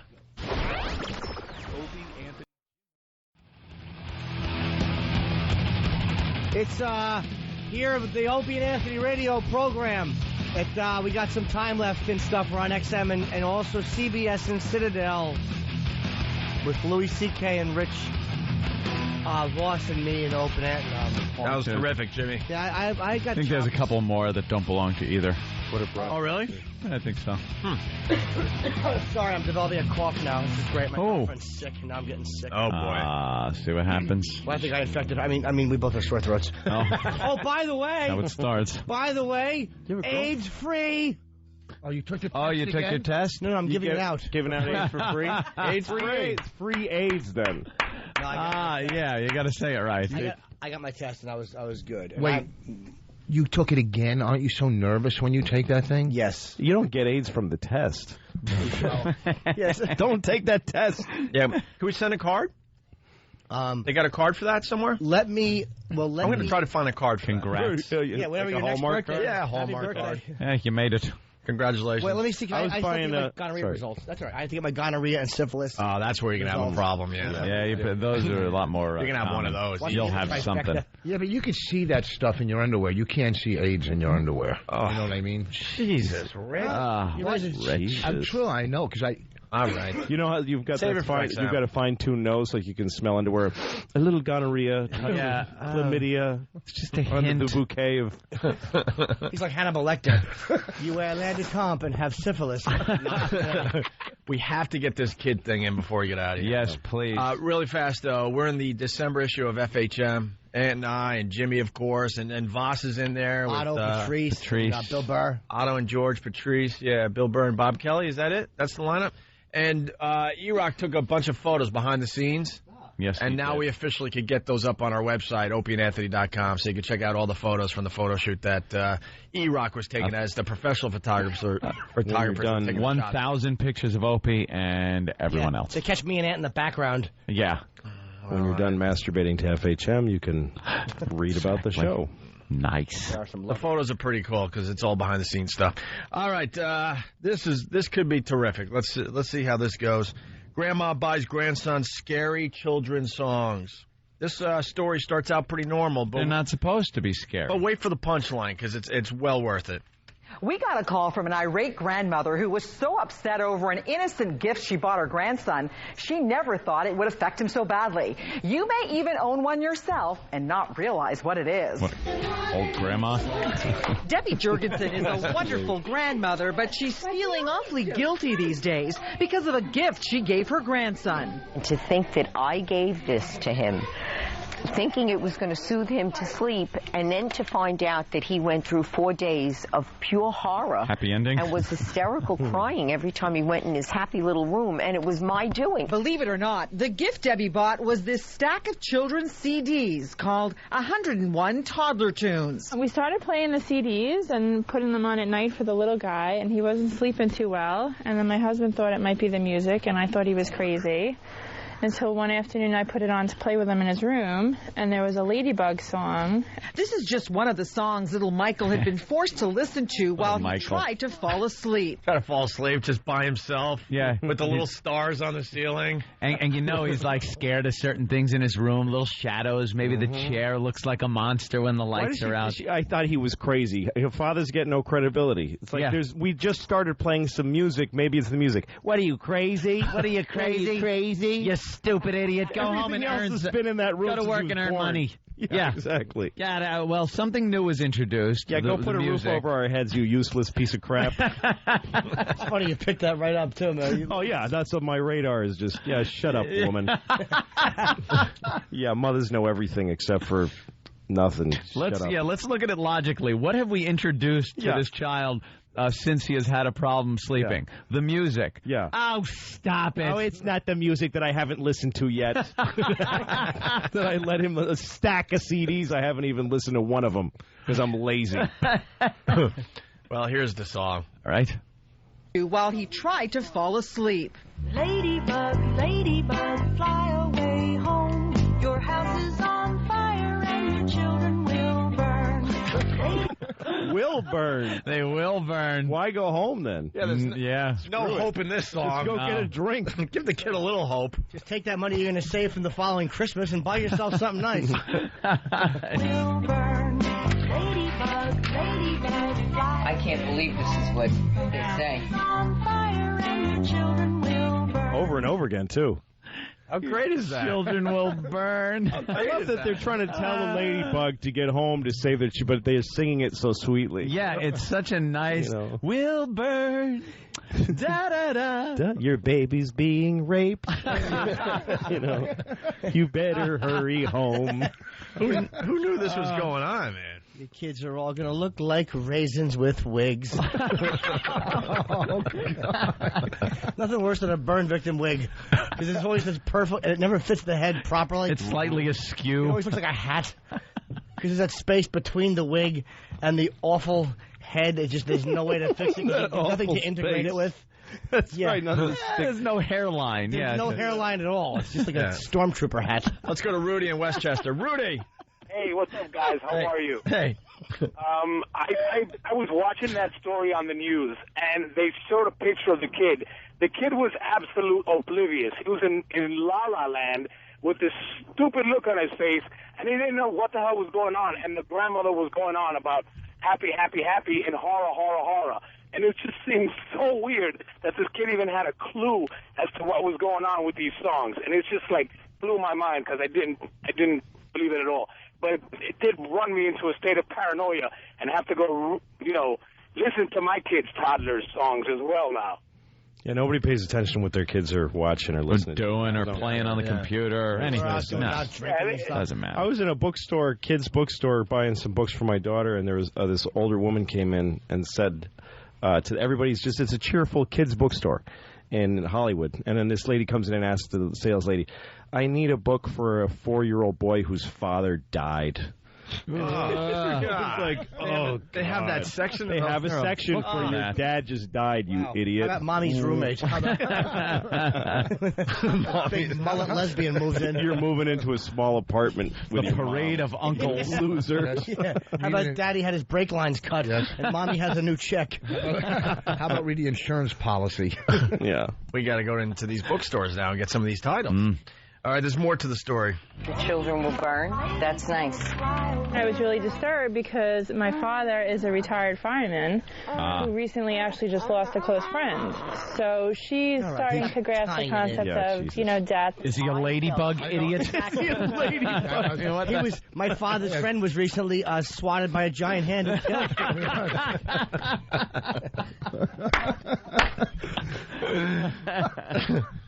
Who cares if ladybugs she's starting to grasp the concept of, death. I felt horrified because these babies are very precious to me. And there were more tunes, like the Little Brown Jug. Oh, Jug. Little old shack we called our own. She loved gin and I loved rum. Boy, we had a lot of fun. I mean, this is a toddler song. It's about booze. This is a toddler song? Come on.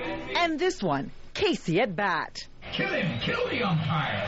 I mean, kill him, kill the umpire. I mean, that's not what you say to children. Yeah. Exactly. Yeah, obviously, you never had any money on it. Listen to the CDs first, you idiot. Yeah. And what's wrong with that? The children. It's not like he's saying molest the umpire. No. Or offer the umpire money to get in your van. Kill him. Kids. No, it'd been funny during the whole interview. A ladybug lands in her hand and or an umpire walks in and she just yells at him. Kill him. Kill him. Maybe this kid's not sleeping well because his family sucks. His whole family's a bunch of adults. And he's up night going, how am I going to be raised by these jack-offs? I'm not going to have any kind of a doomed. life. They're blaming the music, and they're like, we didn't know it was the music, because I would drink a lot, and my husband would hit me, and we would scream and yell, and he would wake up, but we didn't know it was the songs. Hey, the kid should be happy he has his own CD player at that age. Yeah, no kidding. Now, one of the things you should know is that these nursery rhymes aren't exactly new. Some of them are classics, and they've been around for more than 100 years. In most cases, they were a history lesson, like when the ladybugs infested the fields of England. Hence the song, Ladybug, Ladybug, Fly Away Home. So the big question now is, are the words in these rhymes appropriate for today's generation of kids and parents? Ew. Oh, God. That's the big question. We got to attack everything. The big question is, why does America stink? Yeah, that would be the bigger question. I'm just so tired of stuff like that. No kidding. Nicole in New York. How about London bridges falling down, but at least they're not jumping off it like they are the Golden Gate? Huh? That's the updated version for today's kids. Run with that. Guys, production staff, go. Do it. My daughter, kids are supposed to not. My daughter and I were eating lamb chops one day, and she said, she's 3 years old at the time, and she said, what are we eating? And I said, lamb chops. And she'd been to a farm recently and petted a lamb. So she said, are there little lambs inside of this? And I said, no. I'd never made the connection with her that she eats animals. What a stupid question. Yeah, I know. Little lambs inside. Of course there aren't. Yeah. You dope. So I go, no, and she says, well, are these pieces of a lamb? Ah, now she's catching on. And I go, yeah, they are. Yeah. Just told her yes. So we're eating a lamb like the one I petted? And I said, yeah. And she says, I like lamb chops. Oh. She's like Hannibal Lecter. No, she didn't expect that. There you go. She likes eating animals. She's full aware that she, Top of the food chain. She loves ducks, and she loves eating ducks. Wow. Yeah. Did the lamb make you perform fellatio? Did he sodomize you? No. He was a good lamb. Hey, let's go to Nicole. She's got something pretty good. Hi. Yeah, I took my 3-year-old brother to the library, and the librarian pointed me over to this section. I guess he thought I was like some unwed teenage mother. So there's like, why you had sex when you were 10, and there's a book about Uncle Willie's pickles, and how to deal with molestation, and why is Daddy in a casket? All right, wait a minute. And they have hold on. Why is Daddy I have an in a assignment. Yes. I have to read Uncle Willie's pickles. Yeah. Could someone go out and get Uncle Willie's pickles and get it over to XM for the second half of the show today? Why is Daddy in a casket? Sounds awesome. Yeah, maybe Daddy's a bad driver.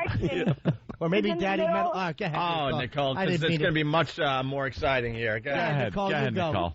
This whole section is like in the middle of the children's playroom, like pictures of really tickling kids, like awful, awful books.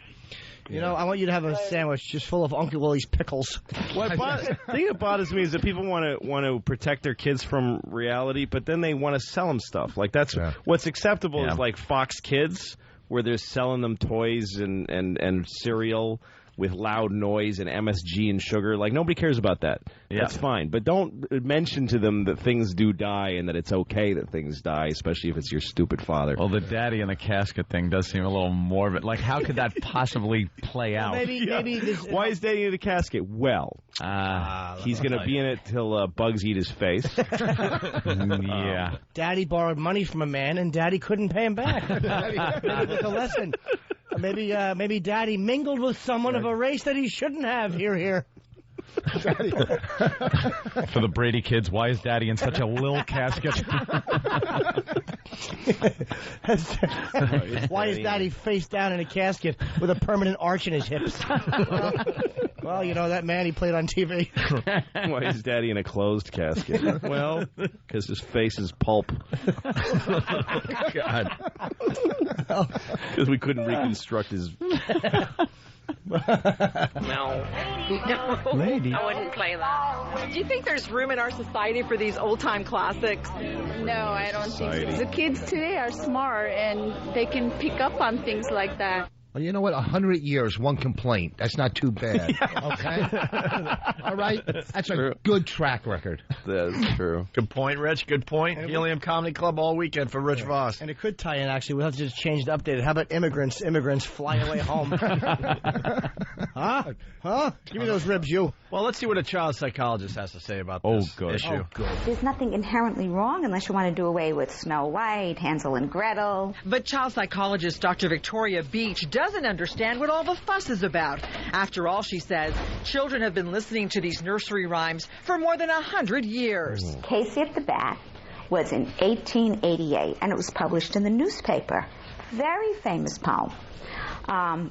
Way over the head of toddlers. Kill him! Kill the umpire! Quite frankly, if you don't want your children to hear kill the umpire, you should never let them watch a baseball game. And her advice to parents is simple. Children will repeat what they hear. So if you don't want them repeating it, don't play it. So for Mom and Dad, you heard the doc. The bottom line is pretty clear. Just use your discretion when it comes to your kids if you don't like what you hear. Yeah, just let them listen to soulless Barney and Elmo. Yeah, that'll do it. Teach them nothing about anything and... Or milk toast. They'll chase him across the street in Crown Heights with him. What is wrong with him? Hey, we're going to find that book for Jimmy? Oh, my God. Uncle Willie's pickles. That's all I want. Where's I'm that? obsessed with them. We got to find that. Uncle Willie's pickles does he have? I know, exactly. He's got a bunch of pickles. Well, I guess Uncle Lee had a lot of friends who also had pickles. We're going to do the walkover in a couple minutes here, so if you got that book, come find us. We'll let you check out the second half of the show. Let's throw rocks through the moneylender's windows. It's based on history. Come on. Let's take their teeth. Oh, send them to the camps. Send them to the... What? It's history. Send them to the camps and their luggage will follow. Luggage will follow. Yeah, that's true. Use the hair for soap. Yeah, just because it's based on history, one person's like, well, these are based on historical. Oh, okay. That's good. We'll drop leaflets, then bomb them. Yeah. Burn those shadows on the bridges. Burn the shadow. Slaves are very useful.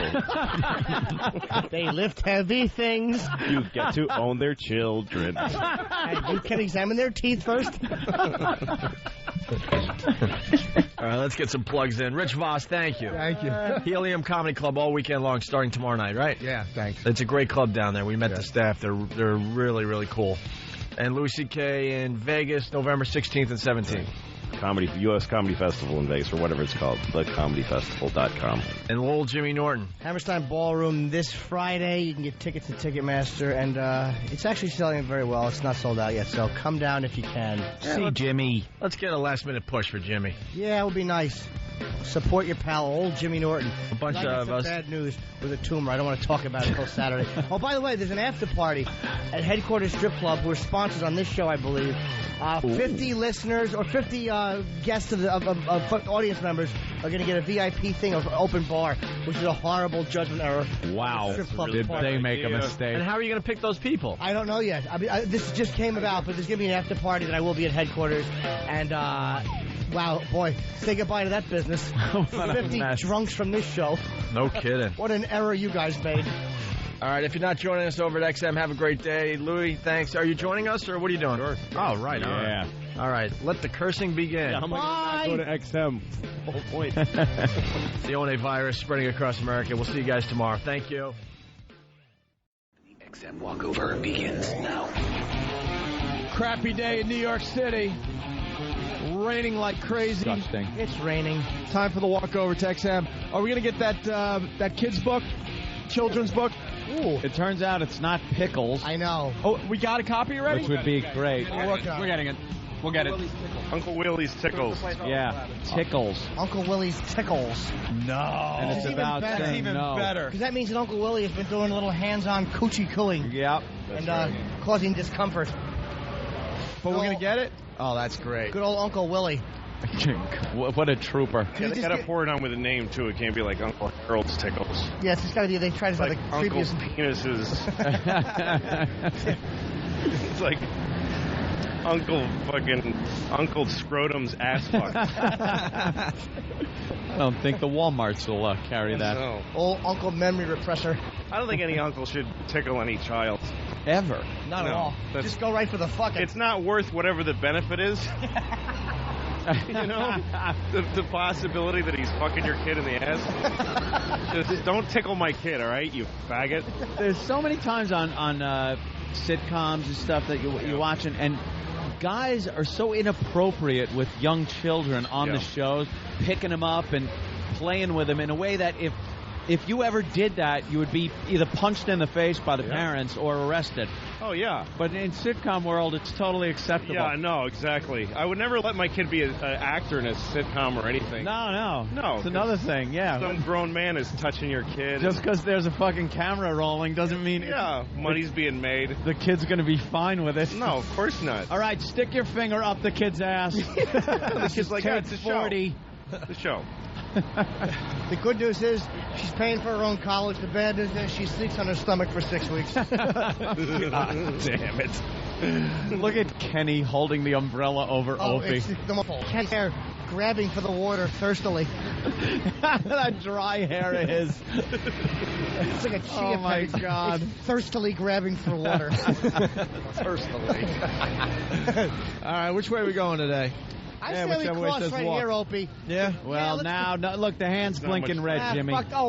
Now we got to go straight. Oh, you should see this funny thing I say. It's about talk to the hand. You're a scream. A Here mouthful we of go. polliwogs. Wow, is that funny? Come on, Dan. You're a big golf umbrella. Does your umbrella have to be that big, ma'am? How big are you? What are you trying to do? Keep your cunt dry? Get out of here, you. Drop something.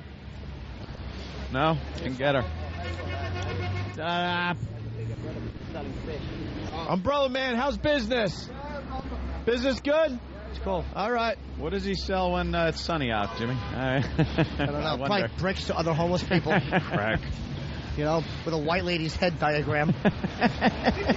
Best place to hit. Let's walk. It's strike here. Oh, there we go. It's a short walk today. It's just too miserable out. Oh, it's all cold. Miserable. You want me to put my arm around you? If it wasn't for those rainy days, you wouldn't appreciate those nice sunny days. That's right. Way to take lemons and make lemonade, Ann. Good point. Yeah. Is that hospital sign doing anybody any good up there? Where is it? Where is it? Up here, there's a little triangle. Wow. What hospital is that for? Is there a hospital sign? What is we never just noticed right it. here? It's like, yeah, look at... Who's... Oh, thank God. Where? Oh, I almost died because there's no arrow. It doesn't tell you where it is. It's just a you hospital. just stand by the pole here and hope someone gets you. Give me the idea. A hospital. That's a great idea because I'm dying right now.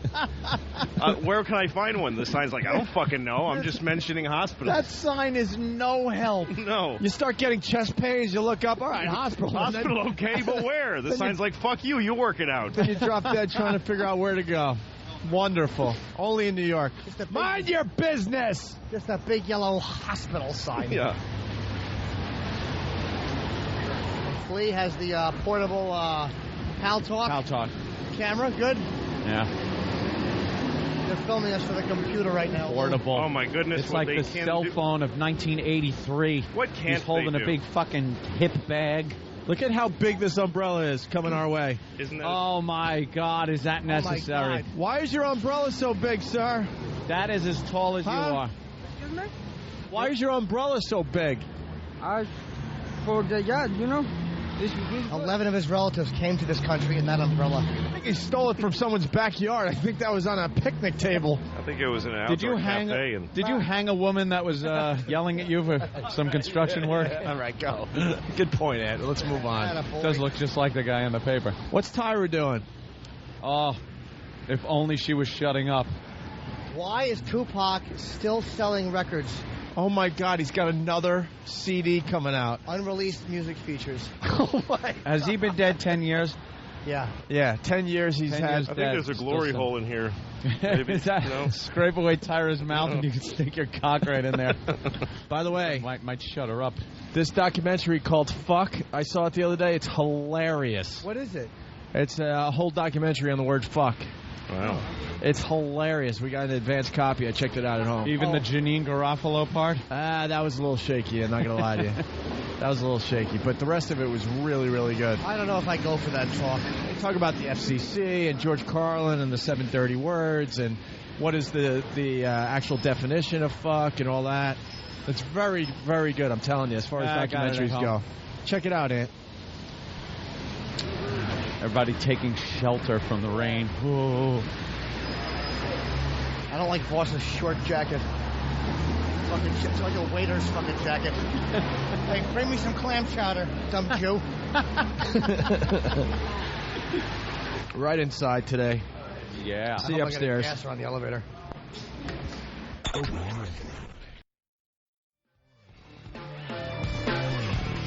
Hi.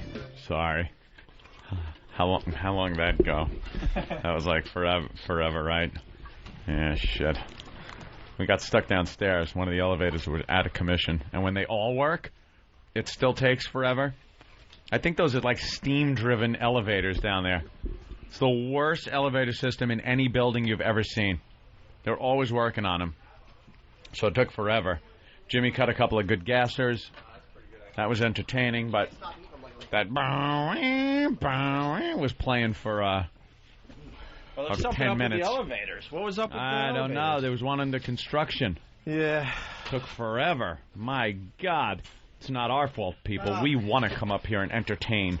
Why are they not? I don't know, Jimmy. Not what? I'm annoyed. I want the name of this channel to have Opie and Anthony in it for name recognition. Because I was looking at Oprah and Friends is Oprah and Friends. You know why? Whose channel's that? Bob Edwards? Exactly. Oh, the Bob Edwards. That's his show. And it's Bob Edwards. Wow. Public radio. We got a lot of dumps today. Did we? You want Kenny to do the dumps today? I think so. Kenny's got charisma. He's got spunk. Club Soda Kenny, Dry take hair. Rich's mic for a minute. No, he's not. His hair's looking Whoa! Nice. Hey, what's up with this, by the way? I have no clue. Andy from London, England. Own A Experience podcast is number 18 in the iTunes video podcast chart. What is that? Don't know. I'm actually not familiar. And you know? No, never heard of that. You're usually up on that. It's a video podcast. iTunes video podcast chart. The Own A Experience podcast is number 18. Oh, okay. Yeah, somebody turned our one of our videos, whatever it was, into some kind of downloadable podcast for your iPod. Oh, nice. And I guess it's doing well. Pal Talk, Eric says. Young Hawk says Pal Talk. Oh, Pal Talk video? Yep. Of what? Studio. Oh, and they just, like, podcast that every day? Yep. Oh, I'm sure XM's going to be happy about that. Pleased as punch, I'm sure. All right, Kenny, time for the dump report. Live from the Opie and Anthony Show studios, the Daily Dump Report. Wait, look at Kenny's glasses. I don't know. You want me to try like Walter Cronkite when Kennedy died? Yeah, it was just 3:15 this afternoon. Jim Norton said cunt. A nation mourns. Dab your eye. Take your glasses off. The glasses aren't even that bad. It's the fact that you don't have them all the way up when you read. Are they bifocals? Does Club Soda Kenny have bifocals? No, I just need them for reading. Ew. Why don't you take them off and try? I want to see how you do without them. This one's for long distance, and then when I look up, I could beat a perp's skull in. Well, it's like we were talking today. He was talking about somebody who did something he didn't like. And he goes, I told that guy, like, look, I took the heat. I didn't tattletale on you. Tattletale. He says tattletale. All right, Serpico. It's very demeaning. All right, go ahead. Tattletale. 6:42 a.m., that Canadian guy. Yeah. Fucking right on, fuck, and another fucker, too. Wow, really? It's gray. I didn't realize that. An unrefined fellow. Yeah. I didn't know that Canuck had such a potty mouth.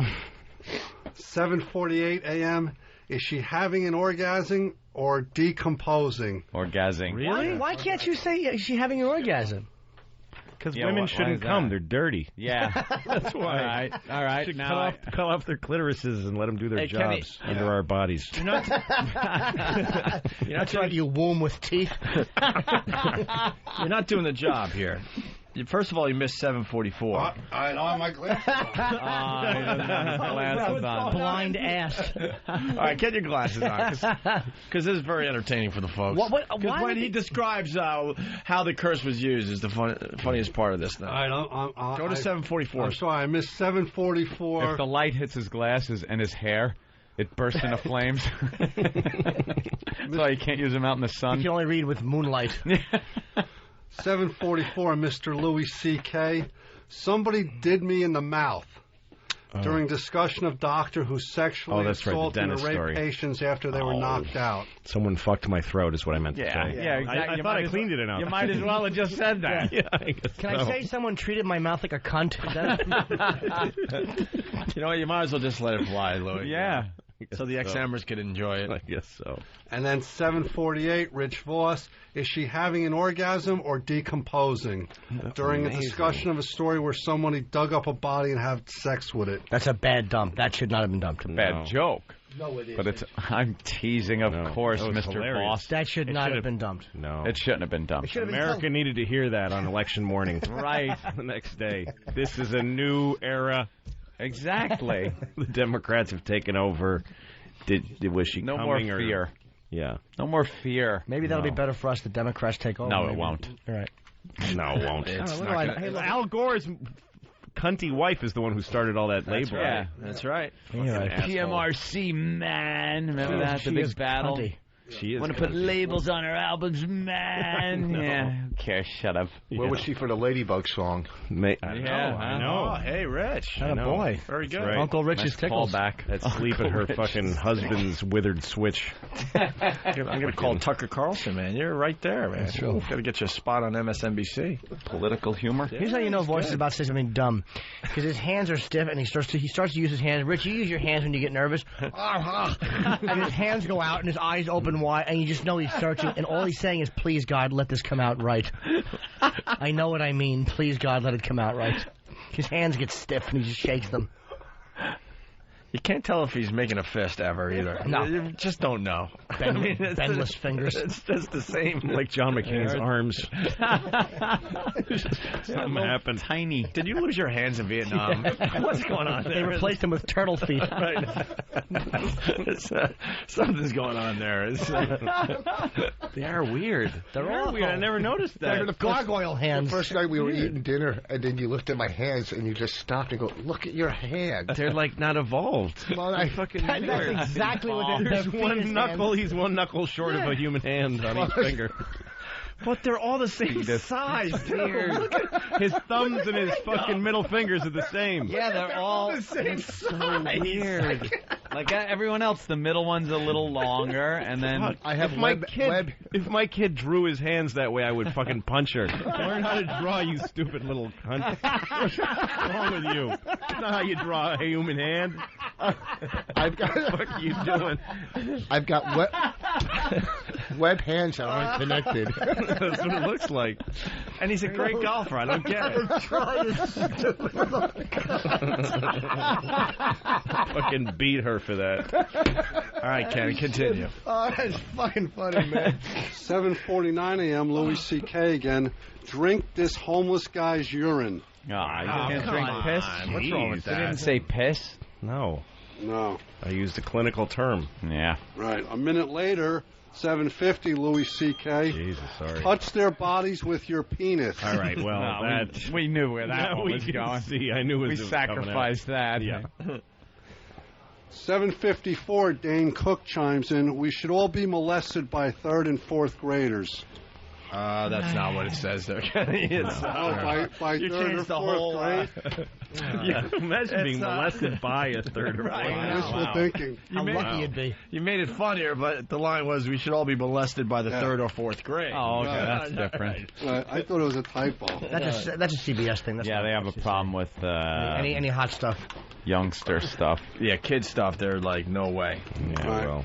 7:54 a.m., Rich Voss has a small penis. I didn't say that. Why can't you say Because that? facts are not allowed on the radio.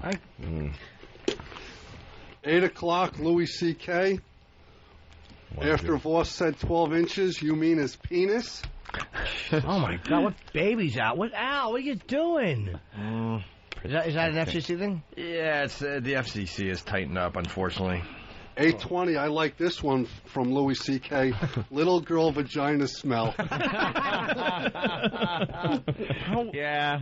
But that was, you were describing that as a father, describing a stinky daughter. And smelly vagina of my daughter. I desperately want to ask a lot of questions about that. Yeah? I've never heard that from a parent before, that you could smell. No parent would say it. They're Only fucking Louis liars. They're just liars. But you They're can tell in the denial. difference between the ass smell and that smell at that age. Of and all any that? person. Wow. Fucking vaginas have a distinctive odor. If it's her ass, she's gonna die soon. If her fucking ass smells like fucking rotted clams, something's really wrong. And did you have a clue? Something's really wrong. I had no clue. Not having any children or knowing any people with girls that I would be around while they're dirty. No. I figured it smelled like powder and shit. I didn't know what kids. I figured every kid smells good. I thought it smelled when you like have kids, you're as a guy, your relationship to the vagina, it just changes completely. Really? There's always this mysterious, beautiful little pouty thing that I'd only catch in glimpses in the dark, maybe 3 times in 40 years. And now I got to clean shit out of 2 of them daily. I have to literally scrape shit out of my daughter's little red vagina a few times a day. A few times a day. Oh, my God. Got to get in there with the wipey, make a corner out of it, and get the shit out of it. Holy Every time she takes a shit, it goes straight up her gun.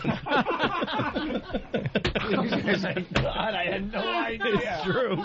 The parents out there all nodding. Yeah, they're all going, yep. I had no clue. That's what it is. No, and the 4-year-old doesn't she doesn't, she is toilet trained, but she'll lay on the carpet spreading it out, like pulling it open like a fucking hustler, like Marilyn Chambers, like fucking yanking it open and just going, man, like just lays there doing that. Why? Because that's what people want to do. I mean, that's the happiest I've ever seen any person, is her laying on the floor pulling her vagina open for the world. And I look at her and I realize that's a human being. That's a human being being happy. And for some reason, that's not okay. And I have to, like, inhibit that so she won't be homeless. What do you, I have to get her to stop what do you doing mean, that. homeless? Everyone will put her up. Yeah, she continues doing that. She's going to be in a mansion somewhere. Yeah. What do you do? Because that's got to be one of those awkward things where you don't want to put too much emphasis on it. So No, you she can't go, freaks stop out. that. That's dirty. Stop that. Filthy, you animal. But you have to tell her that that's not right. So what do you... You have to explain to her calmly that vaginas, when held wide open, hurt people's feelings. Or you bring your wife in and go, why don't you start doing it? Yeah, exactly. Yeah, no, you just let her do it. Yeah, I have no reason to stop her right now. Yeah, people don't come over that often, but she will. Like, she'll reach in her cute little girl underwear and scratch her asshole like a knuckle deep. Stick her finger in her ass in front of people and then smells her finger. She does that with no reserve. Shit, Norton still does that. Hell yeah. My ex-girlfriend used to do that. One time I caught her.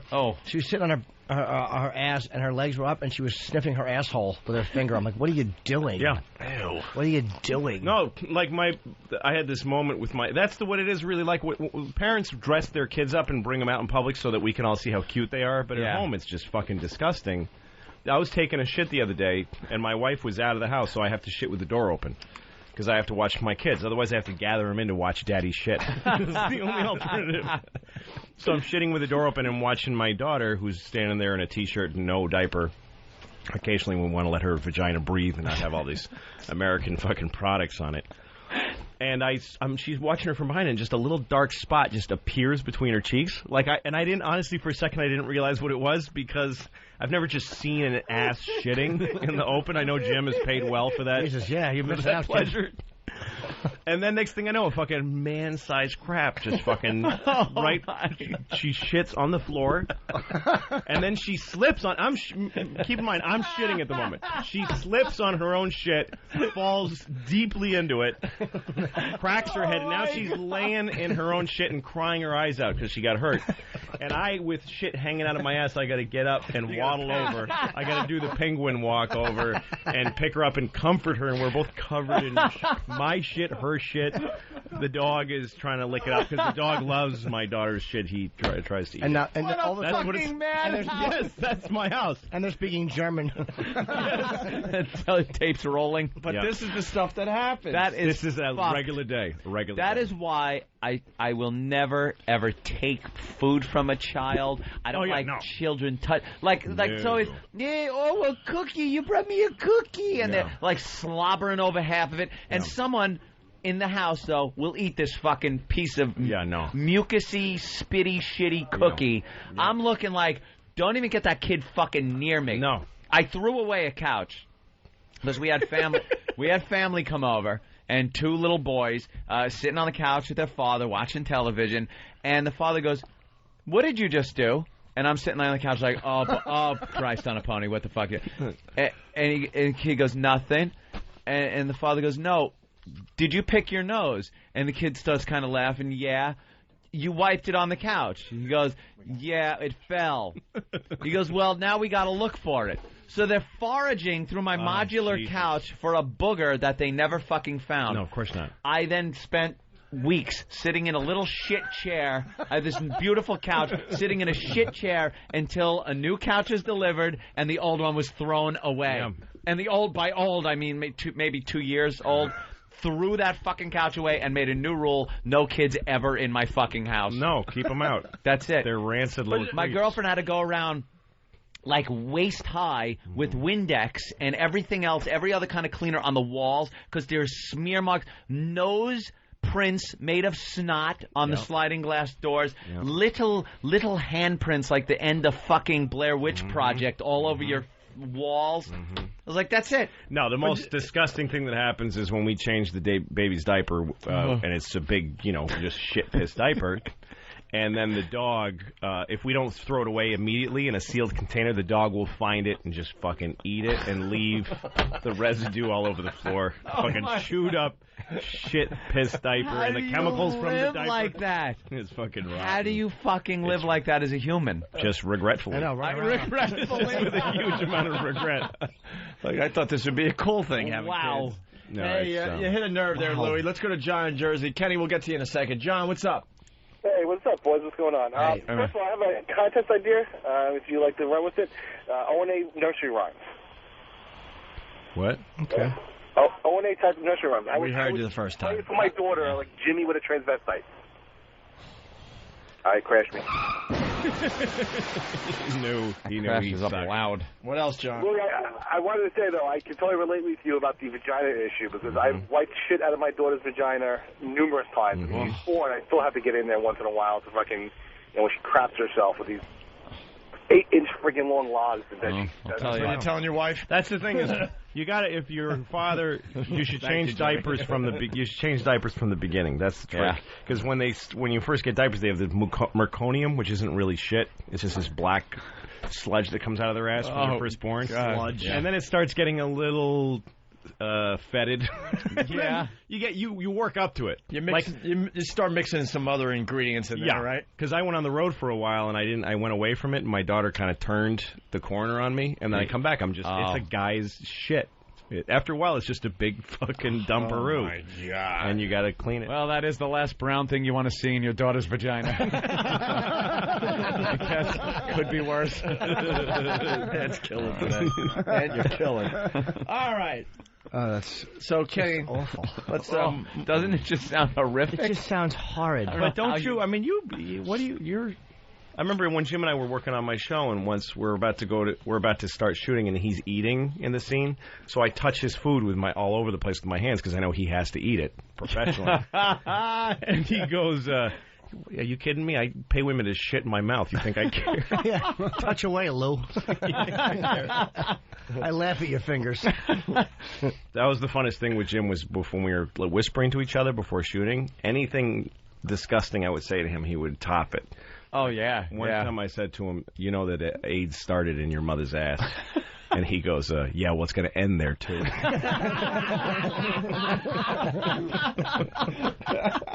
And then the bell rings. We're back. All right. I remember one time one of my favorite things was we were doing a scene in the it was me, him, and Mike in the bar area, or the little diner we would sit in, and there was a chick playing a waitress in the day before shoot, and someone bought her a shirt.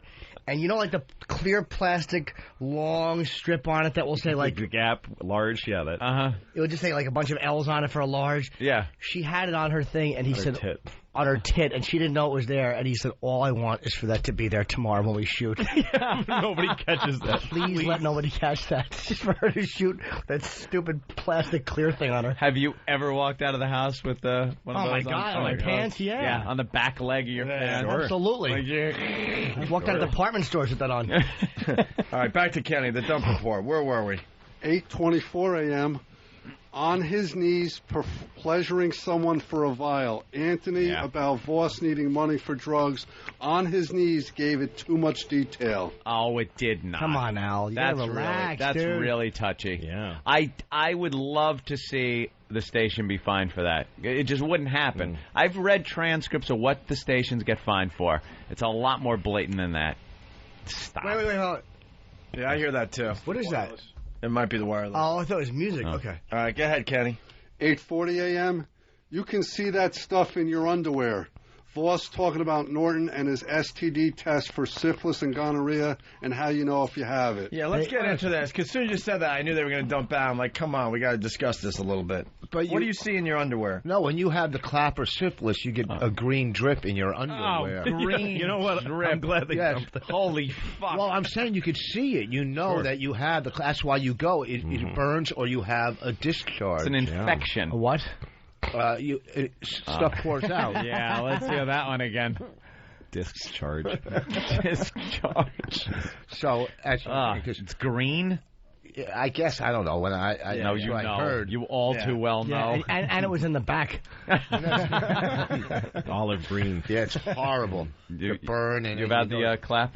Did I have it? Yeah. Oh, please. When I was like 17, 18, back then, He laughs at the clap. You didn't have condoms back then. No He's one the one wore that named it. Didn't have condoms. He's the one who coined the phrase. No, you didn't use it. You used to go to the clinic. And you'd know people there. Oh, you're back again, and this and that. His underwear looked like a mesh so much that they'd applaud him when he. That's how they started calling it the clap. Yeah, Rich is back. Hey, Rich is back. Nice to see you again. The worst was called the boo for a while. The worst was I lived with this girl, and she was going down on me, and I had the crabs, and all of a sudden she sees this little crab moving, and she's going down on me, and she flipped out. I go, well, you're not going to finish? I mean, you started. Just get rid of, you fling it off. And those are the worst. Fling it off. Yeah, what's the big deal? It's a crab, okay? So you just get rid of it. You can't start giving someone head and stop. Yes, you can. I've had crabs 3 times. Yes, you can. You had crabs? Yeah. I had crabs once. Yeah, it was Did pretty you? awful. 3 times. Wow. Pretty awful. God damn. Scabies are worse because they burrow in the skin.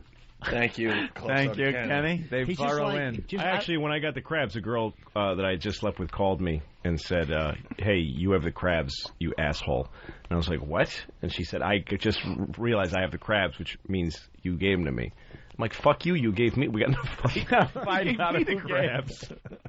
Ever settled? And you probably knew. I hadn't slept with anybody recently, so I don't know where I got them. Well, but crabs is not like VD or the clap or anything. You can get it from a toilet seat. No one ever has, though. But you know something? Yeah.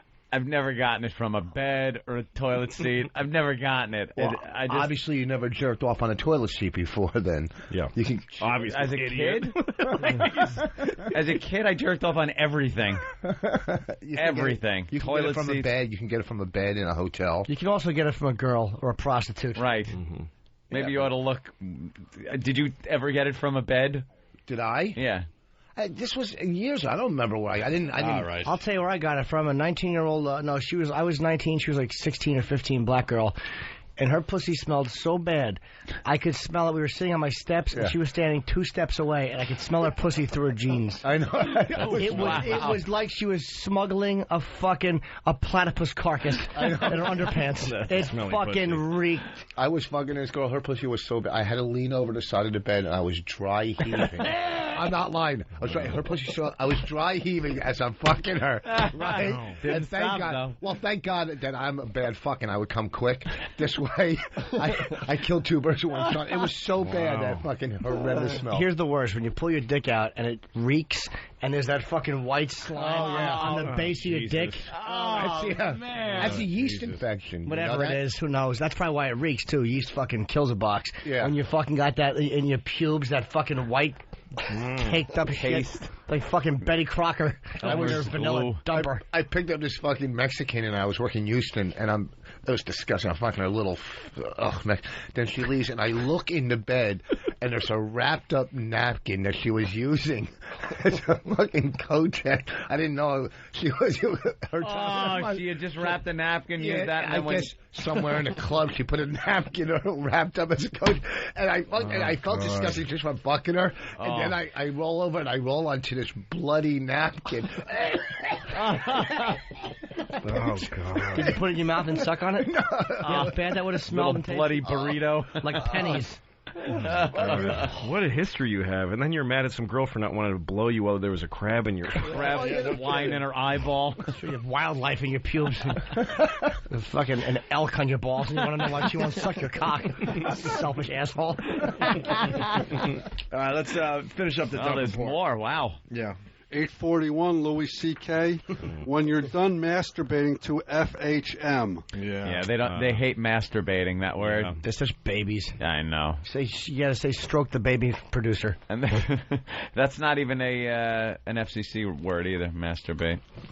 Speaking of FHM, they should get the monthly issue with you guys in it. Oh, thank you, Kenny. Good tie-in. Very nice. Good like plug. That. And behind-the-scenes photos on opieandanthony.com. Cool. We finally got those up there.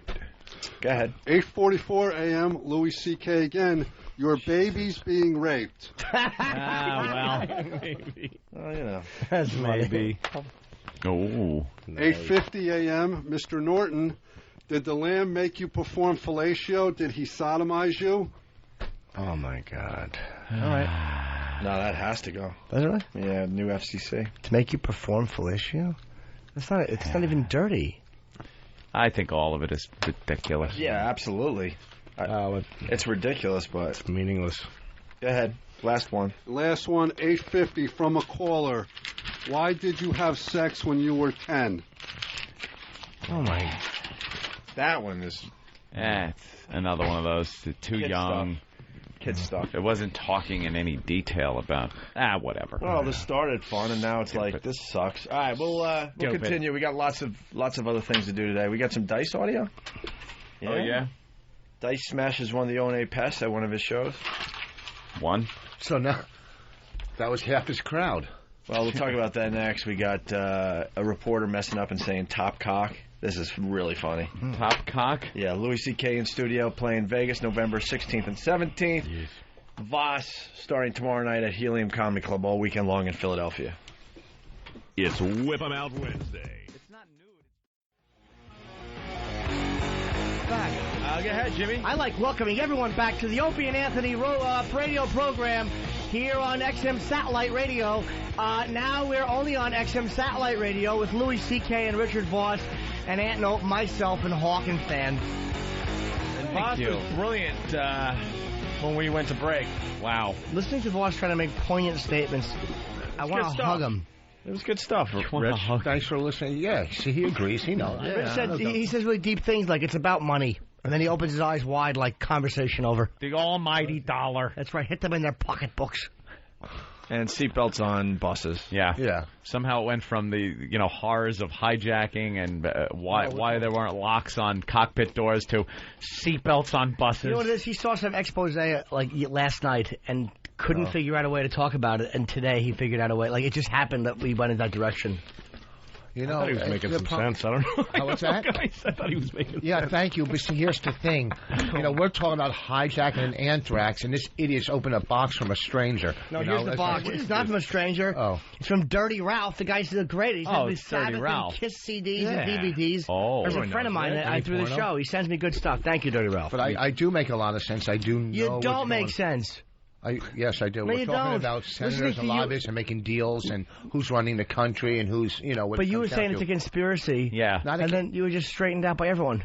Louis talking about how big business is just kind of really runs our lives more than the politicians do and government, just based on the fact that they're the ones that supply us with everything we need on a daily basis to live as humans in this country. Mm-hmm. And you brought up a conspiracy. No. It's like no one thought 40, 50 years ago that it was this was going to be the end game. It just capitalism evolved into this as like communism evolved into something that didn't quite work. Capitalism is evolving into this other thing where business has a lot of power. It's the way that Halliburton supplies the soldiers, and so they charge whatever they want, right? And they fuck it all up, and nobody cares. No, it's the same thing if you live in any town in America.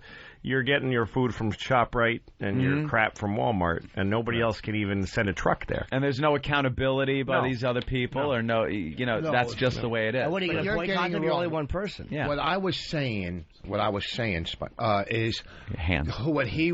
The author he was talking about is making it look like a conspiracy. What I'm saying is it's all about money. He's not telling us anything we don't know. When you were talking about Noam Chomsky, saying it's these big businesses. Speaking of Noam, how are those hands doing? I think they were open that time. I'm not sure. Anyone else? Yeah, love you on the Travelocity commercials, boss. Wow. All right, we got a news reporter that fucked up pretty good. Oops. No. This is some terrific audio. The video's up on YouTube and Break.com. Rich's headphones are not working. Turn the volume up, Rich. I did. Oh. Rich, you can do it without headphones. Sweetie, but he won't hear the report, Ope. He won't hear the audio. That's true. Oh, I see, yeah. Got to hear that. Turn the volume up. You plugged in? How I'm sure he's got something misspelled to say about this report. So.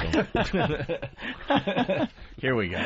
The deputy police chief says 6 officers were killed, including the district's top cock after the vehicle. Wow, twice. Wow. She couldn't get cock. She had cock on a brain. Cock. I mean, big cock. Wow. Is that great? Wow. The deputy police chief says 6 officers were killed, including the district's top cock after the vehicle they were riding in was sprayed with bullets. 3 other officers were hurt in the attack. And those are your latest headlines. I'm Jane Skinner. Time now to send you back to Shepard, who is live where? outside of Memphis. No honesty. They're all laughing. South Carolina Gamecocks. She's a big fan. Go South Carolina. Do you know how hard it is to read when everyone else in the studio is shaking with laughter at your misfortune? I know. I've been there, Jane. You too. It works for me many billions of times. Okay. I love that. Wow. It's Friday, Jane. No one's watching. They're out doing things. It's just me, you, and Dor Ellen down in Destin. That's it. We'll look for you on YouTube there, Janie. Thanks so much. Oh, that's good. All right, at least I love that a policeman died and they're all laughing. They're all laughing over cock. Yeah. Great. Fuck 'em. Who cares? YouTube. Cop, faggot. Laid his life down for people. Fuck him. Yeah, Fuck 'em. We got the cock line on YouTube. It's great. Watch this chick. The deputy police chief says 6 officers were killed, including the district's top cock after the vehicle they were riding You can in. hear him starting to laugh. Is that Otto doing the thing? Top cock. A cock was shot. Do we have the Shepard Smith one? We have that, and we should do Rip Cunt for Louis and the Black Cock one. Come on, let him rip. Let's Shepard Smith. This was Shepard Smith we got first. Yeah. This is the guy that was just talking to the girl after she fucked up saying top cock. This is the guy that chimed in and said we've all been there. He's done this before. J-Lo's new song, Jenny from the Block, all about Lopez roots, about how she's still a neighborhood gal at heart. But folks from that street in New York, the Bronx section, sound more likely to give her a curb job than a blow job or block party. The New York Post. Well, sorry about that slip up there. Yeah, sorry about that. I have no idea how that happened, but it won't happen again. And that's your news. That wasn't even close. No, it wasn't. Blow job. Fucking cop. Fucking dick in the cunt. I mean breakfast. J-Lo's new film, Rape That Spick. Wait a minute, that's not what I meant. That's not what I meant to say. I meant made, whatever. Deputy police chief says 6 officers were killed, including the district's top cock after the vehicle they were. Jesus. You can't get cock off her. One thing I'll say about dumb Shepard Smith, he did acknowledge it both times. You got to give him that. He's a douche, you have to. We acknowledge it. We got this next one we haven't played in a while. Easterly winds will be very strong, too, and that will cause coastal flooding, very dangerous rip currents, as well as very high surf. Wow. Rip currents. Do we have the... I like the idea that there's weather that's ripped, like there's going to be these cunts ripping through the sky. I was going to say, was she talking about Louis' daughter? Do you have the Tom Brokaw? The Brokaw one we have? Oh, we got that one, too? How about the Martin Luther King That's one? a good one, too. Yeah, we'll play the other one there. Play Brokaw, because that's kind of close to the last one. Or play the one you got, Dirk. He had one all queued up. Make it easy for him. Continuing to follow the latest developments in the crash of Delta Flight 5191, 49 people killed. Here's a Black Hawk helicopter surveying the scene. We know the NTSB. Black Hawk helicopter. This is the latest. This is the latest rage on YouTube. I mean, there's a whole section dedicated to reporters fucking up. Plane full of dead people. Black Hawk. Funny Black Hawk. The Black Hawk helicopter. How big was that helicopter? Oh. Huge. Now this Tom Brokaw. What you want? The bell. Oh, thank you. There we go. Close one. I had a doozy. A little inappropriateness. This is Tom Brokaw, who has a hard enough time speaking as his. But he was talking about the president's tax cuts, and this was live. The key component in what the president insists is a job stimulus program. Ohio, a strong Republican state, is hurting economically. And as NBC David Gregory reports tonight, the president took his message right to a powerful Ohio Republican who is not convinced the tax cuts are the answer. See, he didn't fumble and go back. He just there's a little delay. The tax cuts are the answer. And his face, when you look at the video, is kind of like, oh, shit. Keep going. You know, as a viewer, though, you're rooting for him to get to the end of the sentence. Tax cuts. He's just struggling to that period. Oh. We got the Martin Luther one. Yeah, this guy got fired for this. Of course, it's really, none of them got fired except this guy did because of the this is what annoyed me. And this is obviously a slip-up. I think. Of course it was. Yeah, let's listen to it, and then we'll tell you what he meant to say. The next couple of days, temperature is going to stay well above normal after a couple of days well below normal. Here's a look at your extended forecast for tomorrow. Sunshine, 60 degrees, Martin Luther King Jr. Day. We're going to see temperatures in the low 60s and mostly sunny skies. Look at that as we head toward Wednesday, Thursday, and Friday. It was King... Because he was going with Junior. It was Junior. That's that Martin Luther King Jr. It wasn't King Jr. Yeah, Jr. he was like rushing through it. King Jr. comes out coon. Black Hawk helicopter isn't fired. Black Hawk. A cop death. And Rip cunt. Rip cunt. Tax cunt. Top cock over a police officer. 6 dead cops. And then no one on fire. But this guy makes a politically incorrect, obvious error, and they dump him. Oh, can we do the, do you have the mountain climber one? That is my favorite. I forgot all about that one. Oh, we do have it? Yeah. I don't know that one. So many of these. One, Louis. Okay. Right after the break, we're going to interview Eric Weihenmayer, who climbed the highest mountain in the world, Mount Everest.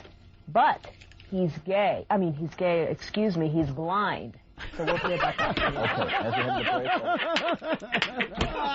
Oh my God! He's gay. He's gay. You know, there's some gossip. Oh, you heard at lunch he's blind. She went to lunch with the girls and got some nice gossip, and that's all she was thinking. And even she went, he's gay. Gay. I mean, fucking blind. Shit. No.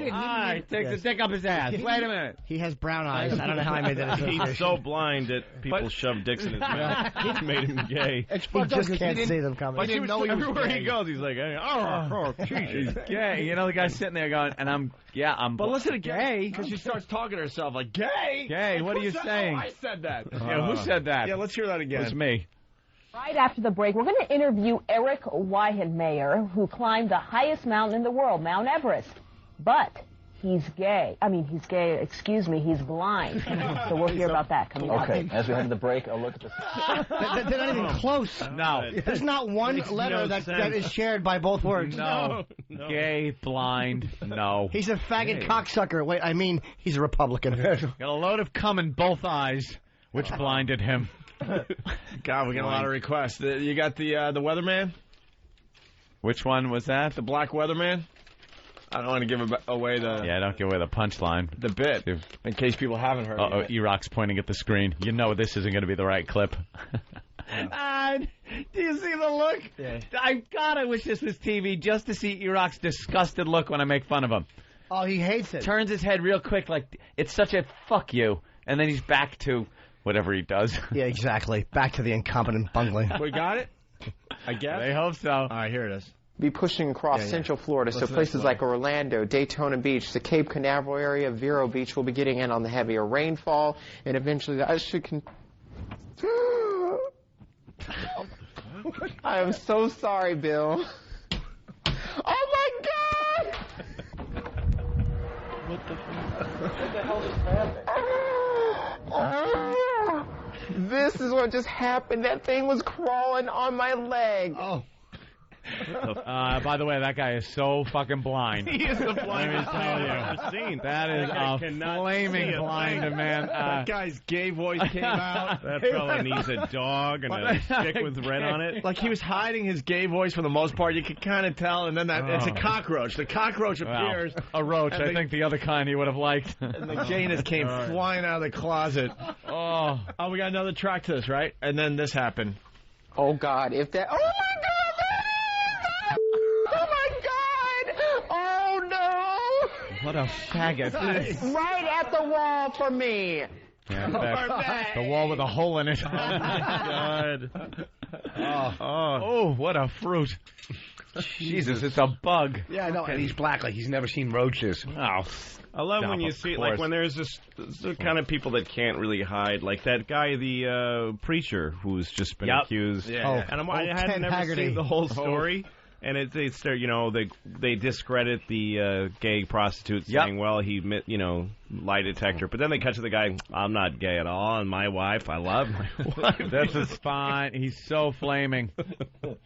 And that guy had to really pop right out and go, okay, I'm a liar. How great I do drugs, and I like the cock. How great Thank you, is good it? night. Thank you, my parish. All these fucking scumbag religious people fucking just bothering gay people. The only reason the guy came out against them was because this fucking guy was up there preaching against gay marriage and homosexuality is the devil's fucking work. And And this guy is fucking him every month, turns around and goes, you know something? Fuck you. Good for that guy. No, yeah. It's amazing. It's like the whole point. This guy's not Catholic, but I'll shit on them for it anyway. Why not? Because doesn't matter what I say. I'm not a politician. Yeah, right. I can have bad judgment. I'm just trying to be entertaining. No, but it's like if you look at the Catholic Church objectively, it's like they are a boy fucking machine. They're like the best boy fuckers in history. It's almost the whole point of the institution. It's like what they do that better than anything else that they have tried. They've worked it into an art. It's amazing. They have guys around when they get caught. They move them around. They have their own internal investigations, so it doesn't involve anyone else. They made their own almost police force of this thing, and all they do is, okay, this guy's fucking touching children here. We'll move him over here. Yeah, and like also they're a vulnerable boy catching machine. Oh yeah, parents send them. Their parents send them. Fucking here you go. Go get your dick rape away. Moving back for a second, Bert and Philly on the instant feedback. His last name is Haggard, just like his asshole. Yeah, fucking Pastor Ted was a naughty one. Yes, he was. Pastor Ted was a naughty boy. Naughty boy. We got any others back there? Mike Jones was giving him some muscle dick. Do we have the one with the argument? The argument. I love the one that happened during Katrina. What? I think it was during Katrina. The weatherman for CNN and the anchor girl. Okay, that's a good one. The weatherman was taking a little too long. I don't remember that one. We might as well play all of them then, because we got to play the L.A. news team. That is a great one. Another good one. And Dirk's got one here to play. Because they're such puppets. I mean, when they fuck up, it's great. You simply get chills every time you see these poor individuals. As Jack Cafferty just pointed out, so tragically, so many of these people, almost all of them that we see, are so poor and they are so black. And this is going to raise lots of questions for people who are watching this story unfold. Wolf Blitzer, man. Yeah, right on. I watched Wolf that Blitzer live. Yes. Yeah. Oh, yeah. I watched that live when it happened. I'm just sitting watching Katrina coverage because it's all you did when that was going on. I went home, turned on the news. Yeah, it's better than Comedy Central. It really was. Just a scream. And Wolf Blitzer's on. He's in front of his 20,000 TV screens. And when he said that, I actually looked over at my girlfriend and said, did he just say that? America said the same thing. Yeah. If you'd been standing anywhere, you would have heard that. They are so poor and so black. But where was he going with that? I don't get, was it their tone? I think it was trying to go into the fact that, they're not getting the help they need because of their race. Right. Yeah, if it was a bunch of white people. But to say they're so poor and so black. Just that when not so many black people, yeah. Sees he's stunned by people's blackness. You could say that about three people. Those fuckers are black. Two people in the room. They are so black. I think he meant there are so many that are so poor and so many black people, but he fucked it all up just going, there's one guy that is just black as night. So well, black. You can't blame him. It's not like he's an eminent journalist or anything. No. It's not like that hasn't been in the business that many years. We got another one. We got two more to play here. But the storm was 902 millibars. 902 was the lowest that you had with this storm a couple of hours ago. So it has filled in a little bit, filled in with some air, not as low of pressure. But Camille... Let me talk, Carol. Translate that for us. I don't know what that means. What does that mean? Well, if you would let me talk. Camille was 908. And so this is actually now not as strong as Camille, but not really as strong as it's been. 908, I'm walking over here because I can have this chart, but it's not in front of me. 908 millibars is 26.81 inches of mercury.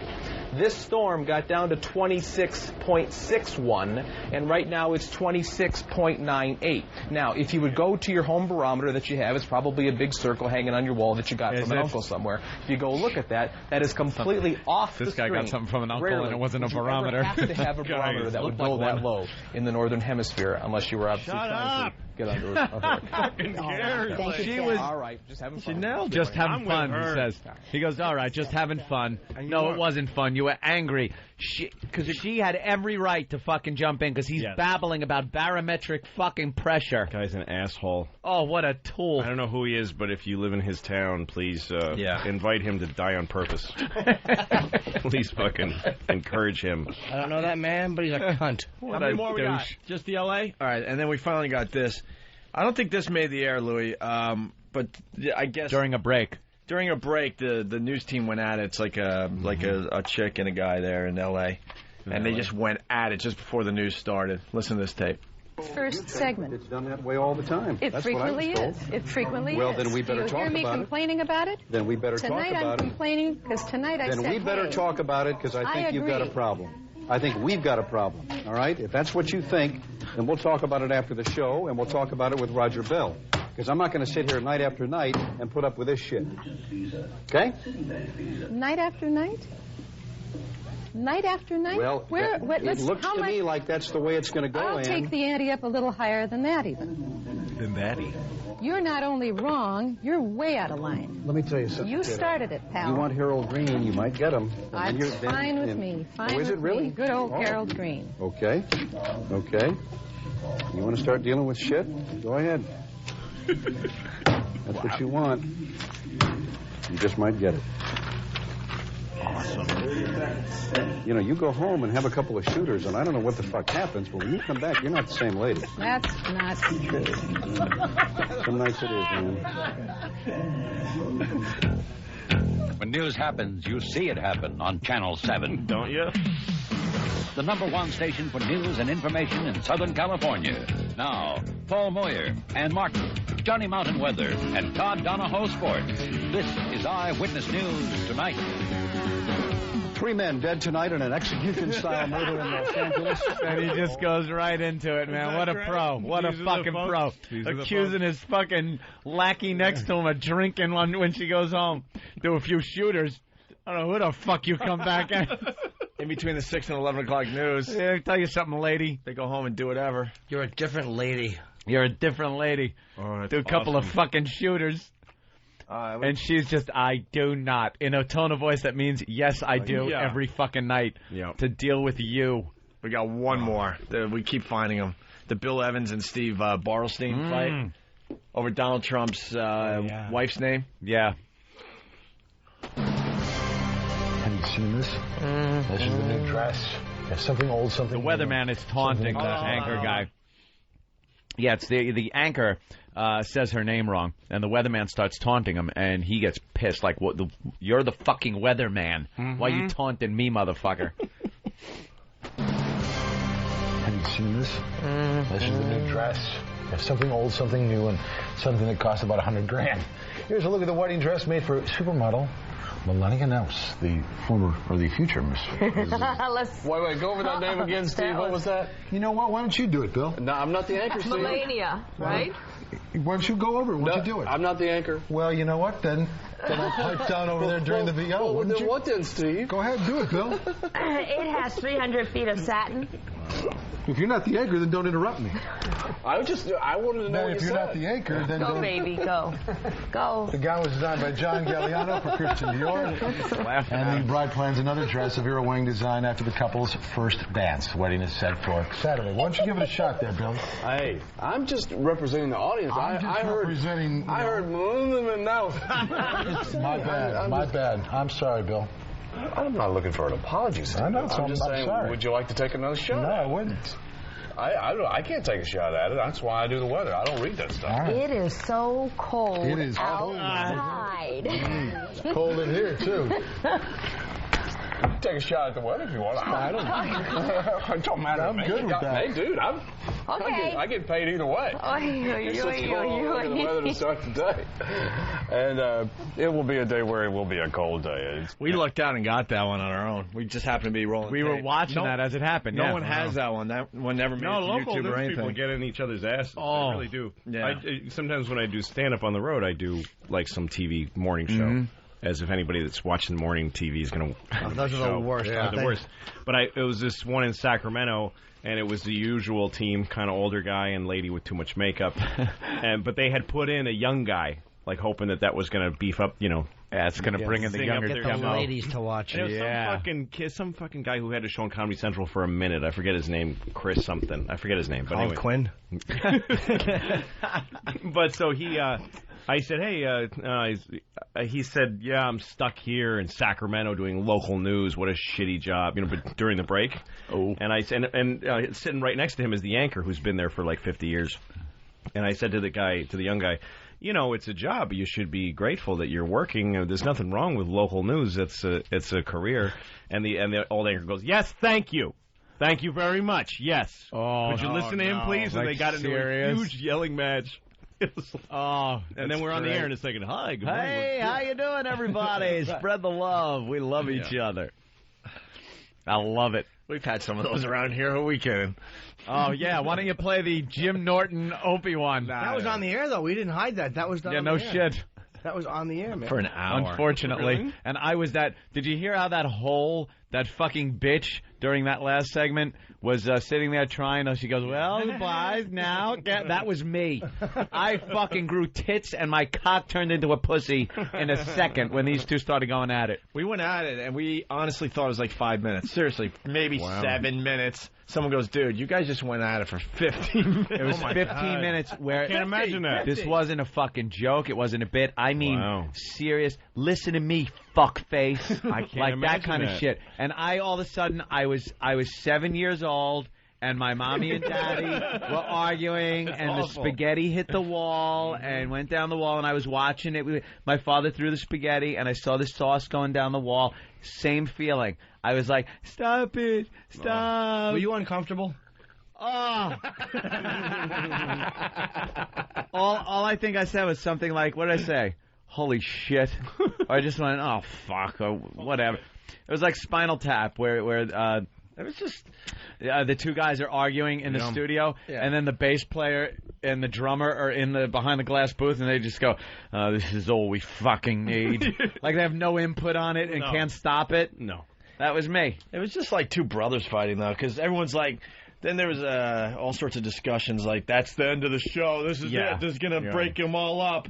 And me and Jim talked, and it was like, it took 10 seconds. Yeah. Even though we fought for almost an hour, it was 10 seconds. Oh, you got it out. I'm sorry, too. And that was it. It's so fucked up because it started during a break, and then we go back live, and to just do the show, you can do it, but at that point, it was impossible for these two. Wow. But it's also, it would have been so phony and forced. Yeah. It's like, look, we're not the most perfectly honest people. We're fairly honest about what's going on. We try to be as honest. We try to be more honest than anyone else doing this dumb job. It would have been a lie to have not just ignored. It just bled into the thing. Well, there's happen. There's a degree of what's going on during breaks or before the show that you can then be a professional, and, technically a professional, and get in and do your job. Then, if it passes that point, you are incapable of sitting and looking at that person and fucking, so let's do the story on the fucking chick that went to the strip club, and you just look and go, hey, motherfucker, you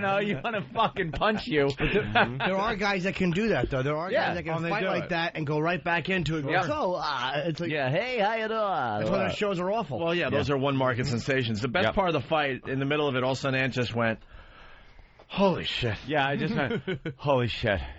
Holy shit. Well, you were alone in here. It was done. It was pretty much just... like, I was, at the beginning, I tried mediating something a little like, guys, not during the show, let's, Right. It's like, this fucking guy, this shit. And it's like, all right, I'll step back. I've been doing the show with Anthony for 12 years. I think that was the first and only time I didn't even notice he was in the room. I had no clue. Yeah. No clue he was these here. These two were. No, at one point, no clue that we were even broadcasting the thing. And the way the fight went, it was your two tactics. It was like watching Ultimate Fighting, where one's a grappler and one's just a fighter, because Opie was the in-your-face, go fuck your mother, fuck you guy, and Jimmy is the, really, Opie, really. Well, why don't you tell me, like I'm gonna get him with intellect and sarcasm and passive aggressive, and to watch the two styles was really cool. Wow. I know, because the bulldog, which would have been Opie. Yep. I don't know. Jimmy was pretty the tough, dude, man. You know, and then Jimmy would be the guy that steps aside. Right, and steps lets to the him side, lets hit the pass get. So, what were you working on there? Which works for a while, but eventually the guy's going to... Oh, yeah. He's going to catch you, and he's the going to kick your Bulldogs. ass. Jimmy worked me so bad. I've never wanted to strangle someone so bad. Oh, no, I know. You wanted to kill him. I want to strangle this guy. Oh, really? Oh, it's just, oh, really? Oh, why don't you tell me about it? Why don't you, like, turning everything around The worst thing you can do is use somebody's words against them in an argument. Nobody likes that. No one likes that, you tool. Awful. I love it. Awful. And then Stupid XM decided not to rerun the thing. That wasn't our decision. No, it was not our decision. Did we ever talk about what happened after the fight? I don't even remember. See, Jimmy Elo was freaking out. Oh, no, not that. I mean, during the show. Like, after that fight went on, then we went on with the show and not Making Believe, but then I think I just talked to you, and then Jimmy just talked to you. And Jimmy and I always leak together. Like, we have to leak every break. Every break. And we usually are side by side, right?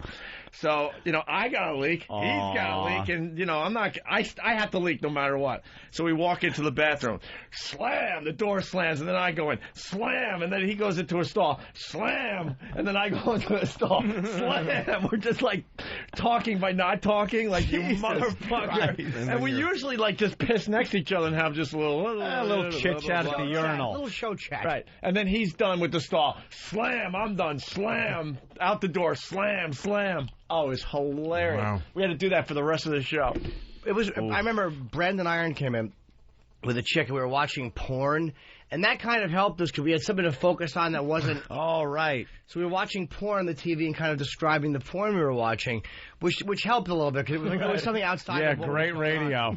When we were talking, we were talking, but doing what we could after that. I mean, it was... At that point, it was, sacrifice whatever's going out over the radio to just try to make peace in here. Put on porno, and let's describe it. That was a few days before my HBO special, because I remember I was off...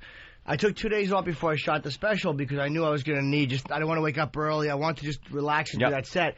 And beforehand, we had announced that this is, and Opie even said at the end of that show, Jim won't be here Monday and Tuesday. There's nothing going on that's uncomfortable. That's planned. He's not supposed to be here because he's taking off of the HBO. Other shows would play into that. Yeah. No, we didn't at all. We said truthfully, no. The speculation that was going on, though. And these guys still came to the shows and everything. By the time you guys came, we had talked like 2 days later. Everything was fine. Oh, no, we were fine before I went to the show. Yeah. Well, you get the shit out. God. You get it out.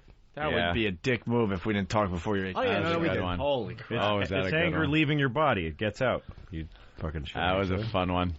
Yeah, you called me the one thing that hurt, Jimmy called me a sociopath, and I just kind of know it's true. Of course he did. Why wouldn't you just use the obvious? I know, that wasn't exactly reaching deep. Right, I was just like, I'm sure Jim appreciated fuckface. That hurt a lot. Stupid me, I'm like, man, I didn't think you ever noticed that part of me before. He really does know I'm a sociopath. Yeah, there were some great lines to that one. We got another one, Derek? I think we're playing this one. You guys might be on the same... All right, cool. Here's another one, Louis. See, we go back to what we were doing. Now we're back. We were off the highway for a while, but now we're back on. Turn back on. One report from the Interfax news agency says witnesses saw an explosion just before one of the crashes. Both planes were Tupolev Tu-154 jets. That's a standard airliner on domestic flights in Russia. The first crash happened in Bukkake, about 110 miles south of Moscow. Bukkake? Splattered the faces of all the people. What is it about plane crashes and death that make anchors say cock and cunt? Yeah. Brokaw got away with it for years. Wow. Yeah, he did. He couldn't even speak. He couldn't and he was giving us the news. He had that L thing where he couldn't really say his L. Weird. Got stuck in his throat. Look, I bet he was betting people. How much you give me if I say cunt tonight? A United Airlines 767 took off from Cockfuck Airport this morning. Oh, wait a minute. It was Newark Liberty. Sorry. Well, take a break by this. It all started with this Jane Skinner clip that's on YouTube. Let's play it again as we go to break. Oh, you going? Huh? Where are you going? Where you going? Where you going, Rich? What am I going on? Oh, you're a little chill. You have more audio to play. You haven't talked in 15 minutes. What's the matter with you? All right? Yeah, I'm good. We're all talking. All the guys are talking. Laughing. You were telling that story. It's an amazing story. I wasn't butt in at all. That was a great, Open up your hands. Just once. Oh, they're just awful. They're awful hands. All right, we go to break with this clip again. Evolved here. Hey, we got some dice audio. Oh, yeah. If there's anyone that wants to tap out, I understand. Don't want to drag anyone else into our bullshit, but some interesting audio. Yeah. And we'll play that next, but first, this clip. The deputy police chief says 6 officers were killed, including the district's top cop after the vehicle they were riding in was sprayed with bullets. 3 other officers were hurt in the attack. And those are your latest headlines. I'm Jane Skinner. Time now to send you back to Shepard, who is live where? Just outside of Memphis.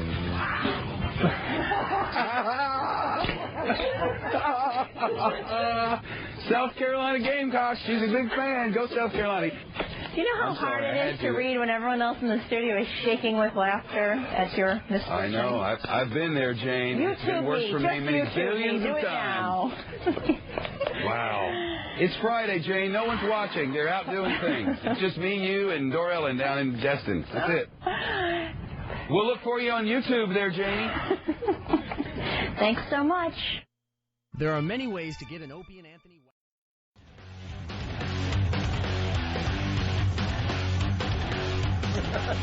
We're back. We're back. Stomach hurts. I hope it's not that powder I'm taking. It back in the New York groove. Oh, we're back. Back in the New York groove. I'm obsessed with Ace Frehley. I have to meet him. Why? I'm obsessed. You have to beat him? What do you mean? No, meet him. He's the only member of Kiss I haven't met. I'm obsessed with him. Oh, we met him. No.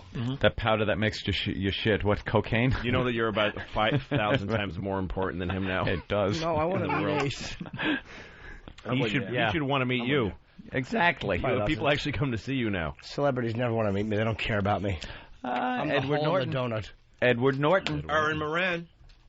Oh, yeah, she was a big Lucky Louie fan. Joni from Happy Days. Oh, really? Her and her husband, I went to a signing, and they're like, you're that guy from Lucky Louie? And I got a picture with them, and they wanted a picture with me. Wow. They were big fans of Lucky Louie. Her husband, Chachi?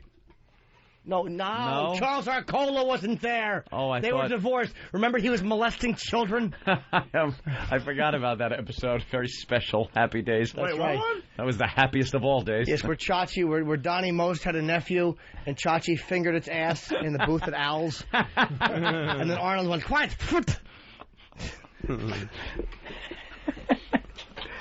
I forgot that one. Yeah. Joni. Yogurt.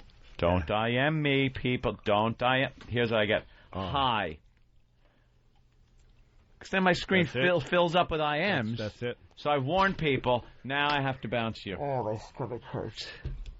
Wait, so you're taking that powder? Aloe cleanse? Yeah, I don't know if that's it, though. That might not be making my stomach hurt. It could just be... I hear the powder is awful. It tastes terrible.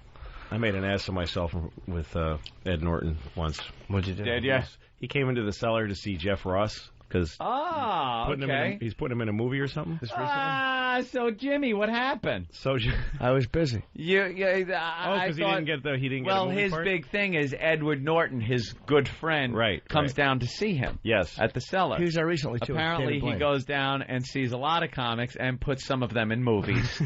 Yeah, but who knows what the movie's about? He could need an old Walter Matthau-looking man, and that's why Jeff was hired. Perfect for the part. But so Jeff went on and he did his set, and then I went on after him, and Norton stayed in the room.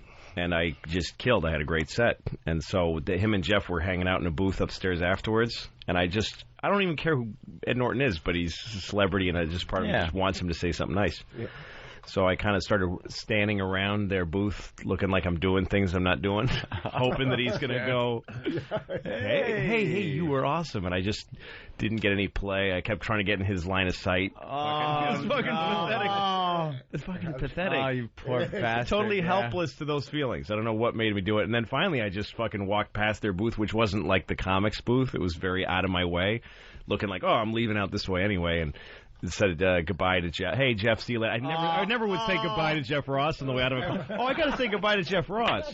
I can't let him. In a million years, I wouldn't say goodbye to him. I fucking almost don't like him. And then Norton. So I say goodbye to Jeff, and then I finally just look him right in the fucking face and force him to. He goes, "Hey, it was good. It was good," and then continues talking to him. Wow! You made him give you a compliment. I made him. Oh my God! I made him either tell me to fuck off. I gave him a choice between tell me to fuck off or tell me I did a good job. Barely. It sounds like he gave you a little of both. A little of both. Yeah. He did. Good. Get the Comic fuck out of here. Fucking useless. You want so much validation. The other night, we're doing a benefit, and Robert Klein was headlining, but he's in the audience. I'm going, oh, great, man. I'm going on right before him. He'll watch me. Jimmy. You know, and he'll watch me. I'll go, it'll be great. I'll try to kill, and Robert Klein, who's a legend, will come up. Yeah. So I'm on stage, and right before I go up, the owner drags Robert Klein out of the room to talk to him about something, and I just wanted to kill him. But Robert Klein's wife is sitting there, however, and I'm looking to see if she's laughing and maybe try to get a compliment through her. Yeah, my wife. Robert Klein's wife. I know. You were trying to get compliments from his That's wife. Being anointed, Robert Klein's wife. Yeah, that's. That's a big moment. It doesn't get any better than that. That's like Johnny Carson's 3 ring sign. Having Robert Klein's wife notice that you're on stage. It's good. Wow. All right, why don't we get this Dice audio on? What is this exactly? Is this a problem with one of our fans? Yeah, we had the pests.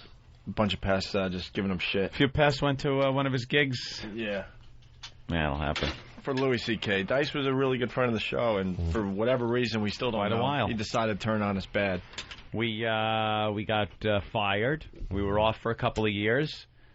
During that couple of years, I do believe Opie actually went out to L.A., hung out with him. Went to no the bad gym. blood. Went to the gym with him and did 10-pound curls with him because that's how he works out. That's what you do now. The most bizarre thing ever. And then I'm like, Dice, it's too light. He goes, no, just do it 100 times. Why? It was 10-pound gives curl. you definition. Yeah.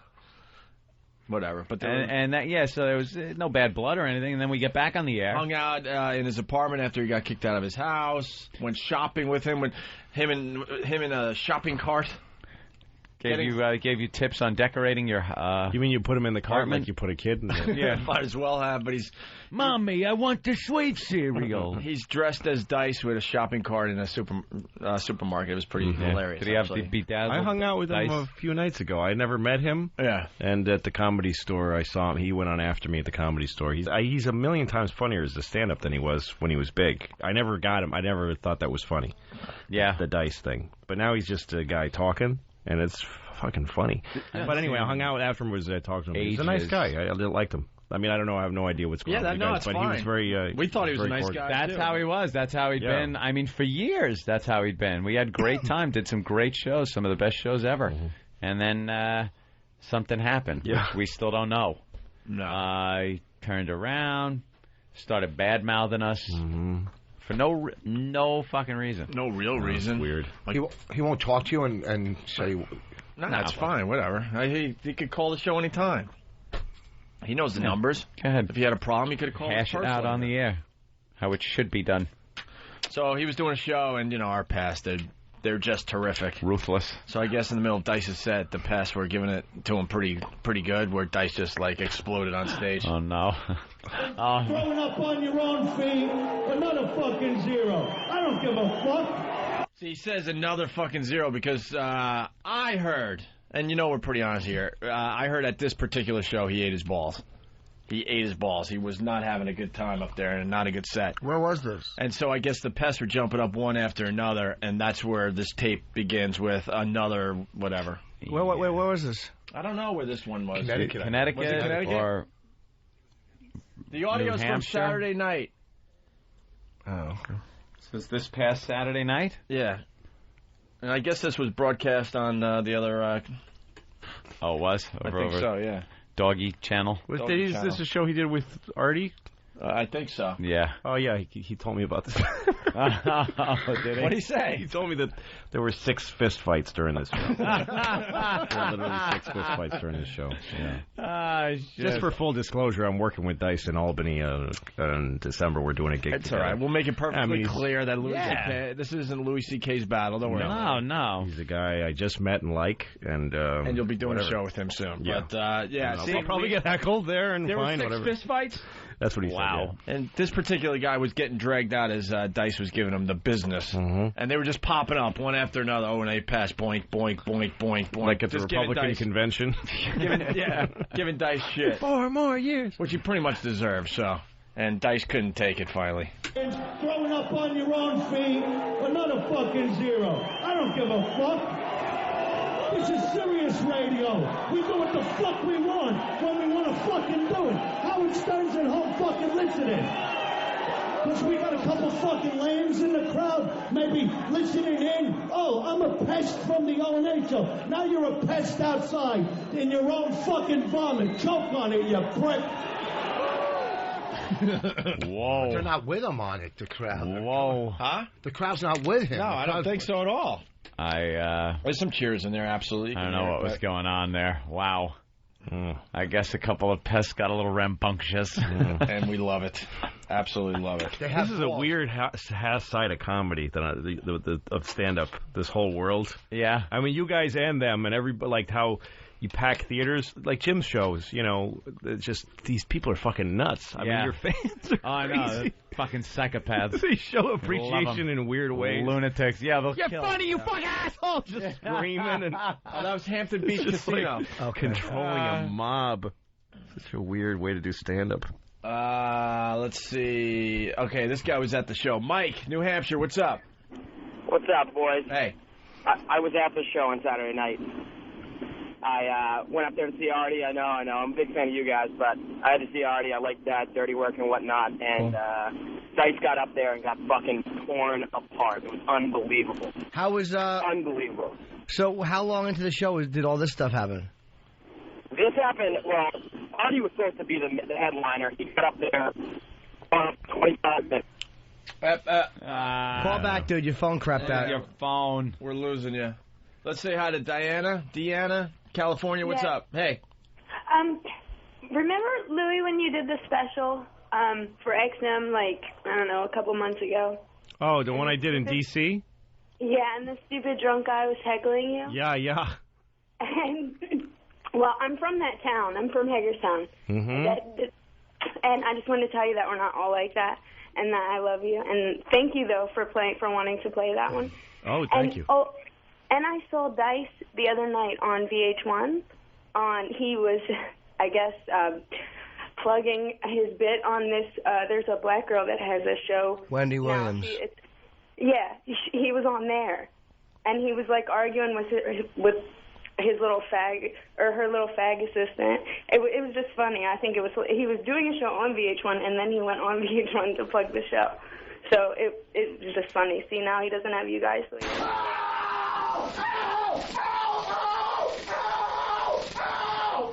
Boy, she sounds a lot different when she's being tased. Yeah, she sounds more interesting. She's boring people. Yes, wow. Your voice changes when you get tased. Yeah. Way to spin a yarn. Oh, my God. Way to rivet a nation. I like when they stick it for their town. We're not all drunk losers. Yeah, no, that guy was a fucking drip. All right, we got a contest announcement. What? A contest announcement. Ooh. Oh, boy. It's the O&A video contest sponsored by HotMovies.com. Let's see how this works. It starts today. Starts today officially. It will end on December 15th. Grand prize $1,000, courtesy of HotMovies.com. It's an O&A themed video contest. All right. Original videos or animation, no more than 3 minutes each, submitted via email, VHS, DVD. Wait. If somebody comes and submits a VHS tape, I am going to go to their house and shove it up their ass. Ooh. There is no way VHS should be in our vocabulary anymore. It's the dumbest. Voss, you have a VHS, right? Beta. Betamax? Yeah. All right, you know what? I got to go back to the Dice thing because people are just dumb. TJ from Jersey. Maybe Dice hates you because you never called him back after he tried to call you after your father died. Oh, really? Well, he had fun talking about my father and my dead dad's skull on Howard's show, so go fuck yourself, first of all, TJ. Second of all, I wasn't talking to many people after my dad died. Sorry. Yeah, maybe you need a little time. That's a weird reason to get mad at somebody. Right. Yeah. Sorry that his father dies and he gets all fucking snotty. Yeah, what happened? Sorry that I kept to myself and actually had no desire to even do radio for the first 6 months when we got on XM. So he takes that I didn't call him after my father died. You didn't want to go to Pips. Got so pissed off that he still didn't call our show, then starts bad-mouthing us, and then goes on Howard, even though he's going to call me about my father because he knew that crushed me, and then starts discussing how he's going to fuck my dead dad's skull, right? Fuck you, TJ. Fuck you. Also, Jimmy, no comment about Dice. Still friends with him, or figuring you could hop on his coattails? Well, that's true. No, to be honest with you, I've talked to Andrew once in the last 2 years. I never lie about what happened with me and him. He just booted me off the tour, him and Florentine, while we were off the air. And I hated that it happened like that. And then he didn't come on the show. And I saw him once when I was out in L.A., and we talked for like an hour. And that's when I was out there shooting Lucky Louie, and we hadn't talked since. Yeah, Dice does stupid things, and there's no real explanation for it. I have no personal issue with Dice. I just don't like him anymore because no one else does. I'm a bandwagon jumper. He actually said something. There's no reason to be ashamed of that. He actually just said say, something. well, other folks were going that way, so I figured that sounds good to me. I said I'm going to be with all them because I want to be like everybody else. Well, I admire those people, and they're doing it, so I'm going to do what they do. I'm getting on the bandwagon. Well, yeah. He actually had some. What's wrong with bandwagons? Some dumb stuff to say about you, too. Of course he does. He's a douchebag. O&A theme video contest. Original videos or animation, no more than 3 minutes each, submitted via email, VHS tape, DVD, that are centered around the cast and crew of the O&A show. And details are on opieandanthony.com. We're going to host the videos on opieandanthony.com and foundrymusic.com. Can they use clips from the show? Yeah. Can they use video from the show that has found its way to various locations online? Huh? You mean can they edit it? Well, no. Let's say they go to some of these, a lot of these video sites, and pick and choose certain clips and then edit them together in a humorous fashion. With some commentary voiceover. Right, voiceover music, or, things like that.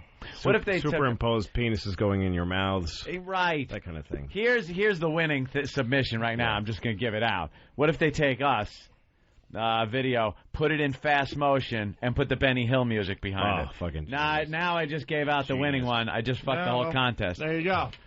Well, videos will be judged on originality, humor, relevance to the O&A show. So get it where you can. Sponsored by hotmovies.com.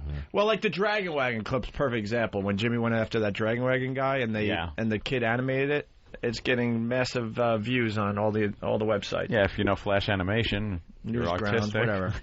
Got to be 18 and older. It's sponsored by hotmovies.com. All right. Really fast, TJ's writing back. I wasn't calling you out, just stating a point that you guys talked about earlier, previously, when you talked about Dice and him hating you. Okay. And then we got David Jones from MS. Where's that?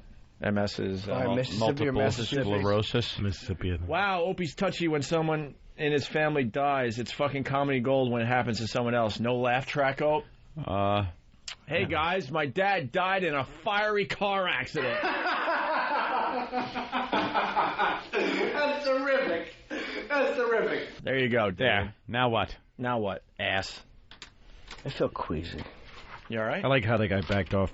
I get emails sometimes from people, like on MySpace, people write me messages, and I read all of them, but I answer close to zero because I have kids and I work. You're a busy guy. And also, that's not interesting to do. Right. So I don't do it. Answering all of them. So sometimes the only ones I answer are people that say, hey, asshole, I've written you 3 times. You won't answer. You don't care about your fans. I'm no longer your fan. I hate you, you piece of shit. So I write back and I say, well, I'm busy. And if you don't like me because of that, fuck you. And then they always write back and go, I totally wasn't trying to. Yeah. Man. I just totally, no. I made up this one thing that I keep on my clipboard, on my notepad, that I can just take off, copy, and paste when people really bash me. Mm-hmm. And it's a real, I got to pull it up. It's a real kind of generic stamped response. That's all I give. It's thank you so much for supporting the program. Thank you for your interest to the in show. Anthony. Yeah. We really appreciate it here at the Opie and Anthony show. I just slam him with that. He took all this time to write what a dickhead I am and how unfunny the show is and fuck. And I just send him this generic thing. You just let him know that they're going on a pile, they're adding to a number. Thank you. It. We are happy to get emails. Didn't read your fucking letter. I just sent this off. Fuck you. You know what you said? You told us, and I tried that one time, and then I didn't get enough satisfaction. I have to fight with them. Yeah, you're crazy. Never. You fight. You never do that. You get into message board wars. That's crazy. I just write. I hit the message board, but usually it's one post where it's just go fuck all he is. Yeah. And that's it. Oh, sorry, dude. I like the message boards for the most part, but there are bits we do that are so obviously just great. We know. Greatness. No, I'm serious. And then you go on the message board, and 95% of the people, they're with you. Yeah, that was obviously those guys doing comedy gold, what have you. Then you get these asses. That's what you get. It's either... Because they want to be... It's either you got to take comedy's either very subjective. Some people aren't going to like the funniest thing in the world. Some people just aren't going to like. And the other thing is, some people just want to be too cool for the room, like Well, also Americans they're consumers when it comes to like movies or anything. Mm-hmm. It's not like there's art that they're appreciating and then thinking of or absorbing. They think that they think they're their customer. Like I didn't get my thing I like. Yeah. Well then, fuck you. I'm not satisfied. Yeah. This isn't the best breakfast I ever had. Yeah. Did you bring your manager, Brad? Yeah, but they're so arrogant when they tell you how to do your job that you've been doing forever. You know, well, you know what? Go up during the check spot in front of 300 drunks. All right, man. You're dirty. Go fuck yourself. That's why on the show we beg the message boards to eat their own. Just eat your own. You know who the problems are. You know they have nothing to contribute. That they're not official fans of the show. Just eat your own. The thing is, the survival in this shit is just cut and dry. If you're not good, nobody will listen and you'll stop being on the air. It'll take care of itself. There won't be message boards about you or your shows or anything like that. But there's bits we do, we know, some will like and some whatever. But then there are those bits, it's like, if you're a fan, you call yourself a fan of the show, you're going to love it. But... And then you get these idiots like, You're never going to make everyone happy. It's just the way it is. Ron and Fez do this thing, message board gossip. I was listening to it yesterday, and I guess Steve put together the intro to it. Yeah. If that's on the fucking Delete, you got to hear. This is some more Steve awfulness. Oh, really? Oh, my God. It's hard. Really fast, I said I didn't feel like talking when my dad died. Yeah. You know, first 6 months of XM was a little rough for me. We've discussed that in the past. Well, this guy from his cell phone, hey, Opie, you didn't feel like talking when your dad died? I didn't know your dad died the day before you were on Letterman. Sorry. Oh, see. You know. Hey, man, that's funny. Right, go on. Let's go to Andrew in Brooklyn. Andrew.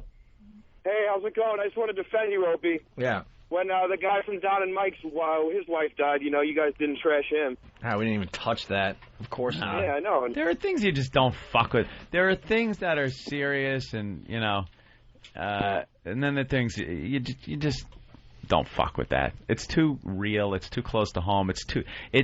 It definitely surpasses any radio war bullshit. Mm-hmm. Radio wars, pretty low on the fucking ladder of importance in life when you know you're stricken with something.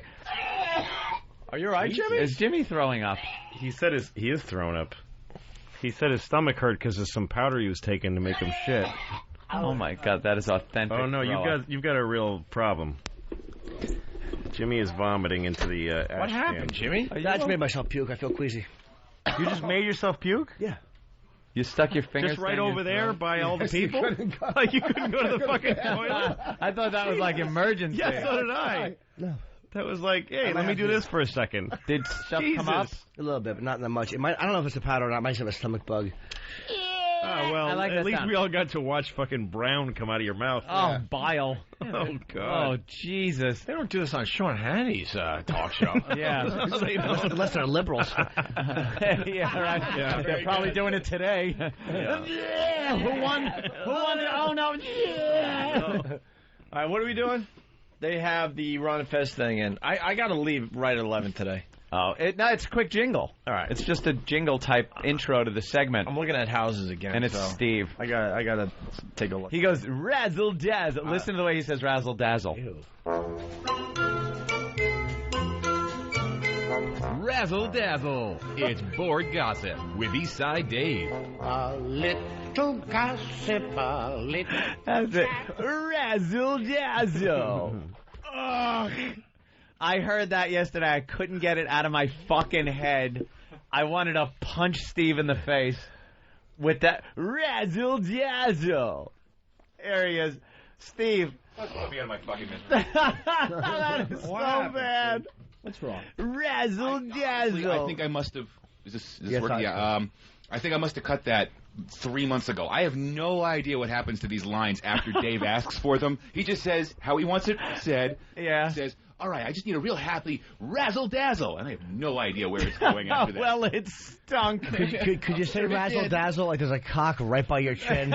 Exactly. That was really the motivation. Thanks, Jim. Razzle-dazzle. Just try to imagine male genitalia hanging somewhere near my face, and it comes out like that. All right, thank you, Steve. You're welcome.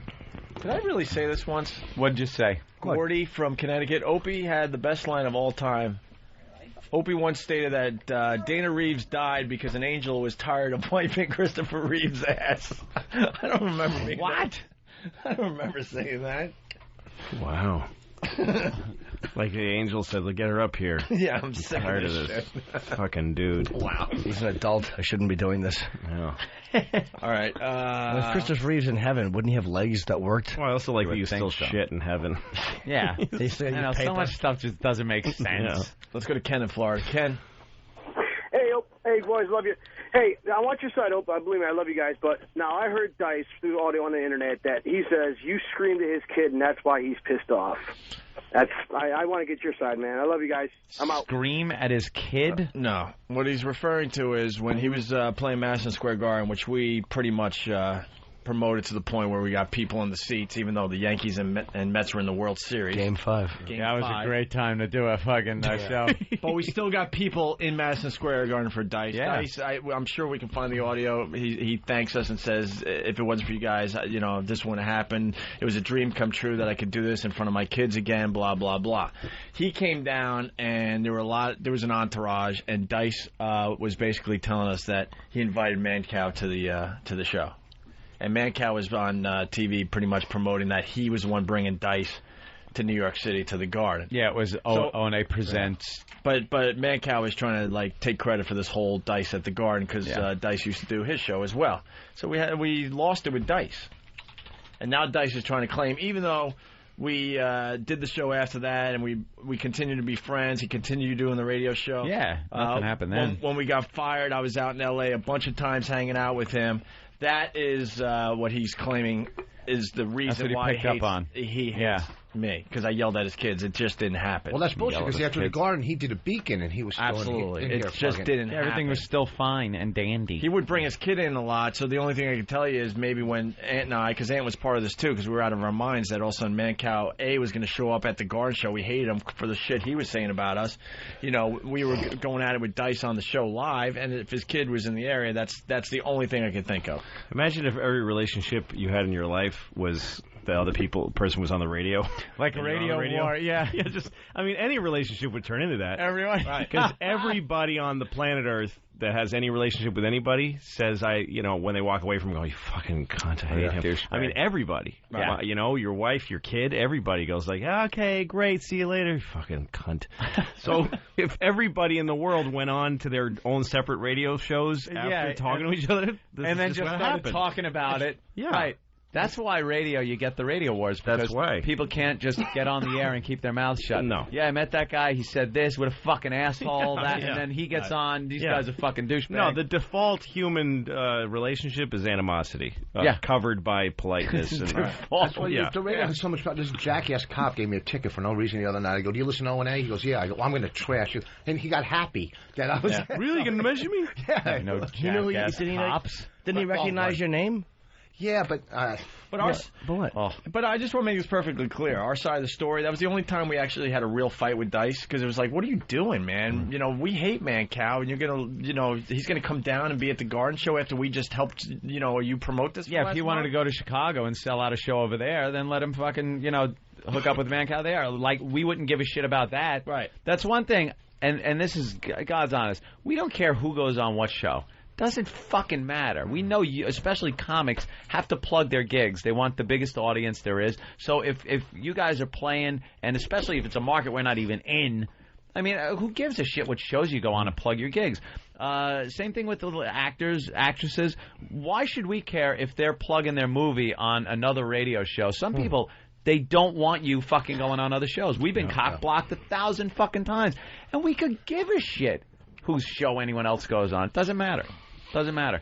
What was Howard saying? Something about Otto and George? I don't know. I didn't hear any of the audio. Because of the FHM thing apparently, because Otto and George is prominently featured in our FHM article this month, and he said something like, oh, what, he's over with their camp now? Like, it's a camp. Like, anyone cares. Do whatever you got to do to promote what the fuck you do in life.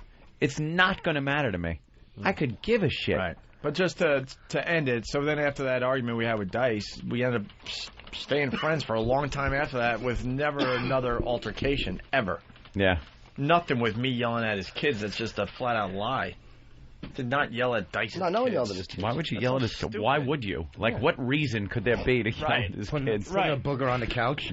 All right. If that ever happened, I would have to yell and then throw away the couch. I believe he's got mental problems. I got to say, he's nuts. He's just fucking nuts. I don't think you'd be alone thinking that, talking to people that know him. But that's coming from me. He's nuts. Sponsored by BowDogFight.com. We're talking about line of the day. Yes, log on and watch American fighters battle for the right to represent the U.S. in a bout against the Russians. It's all on BowDogFight.com.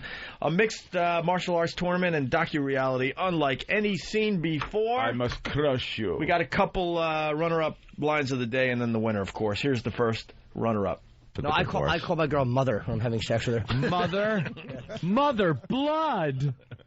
I'll actually call her by my mother's maiden name. I go with Granny myself. Yeah. Grandma. Oh, Nana. Nana. Oh, God damn. It's even worse though if you only go from behind and you call her Pop Pop. Oh, Pop.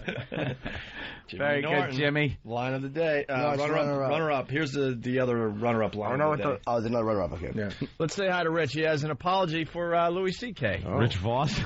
Rich in New Hampshire. Apology for everybody. Yes, he's an apology for XM Canada and go ahead, Rich. Outside a toilet store with a mouthful of Polliwogs. I made runner up. How could that not be line of the day? That's pretty great. You guys found a better one than that today? That's all right. I accept their judgment. Dan? Well, no, voting's anonymous. I'm bloop single guy. Dan's not happy with the winner. I really? This should be the winner. Uh-oh. I thought when Ann said that, there's no way that's going to be beat. I'll agree with you. Well, let's see what the winner was. Yeah. Yeah, Louis C.K.'s in there like, I know which one it is. Here's line of the day. Oh, Danny, you suck. Danny sucks. Line of the day. Line of the day.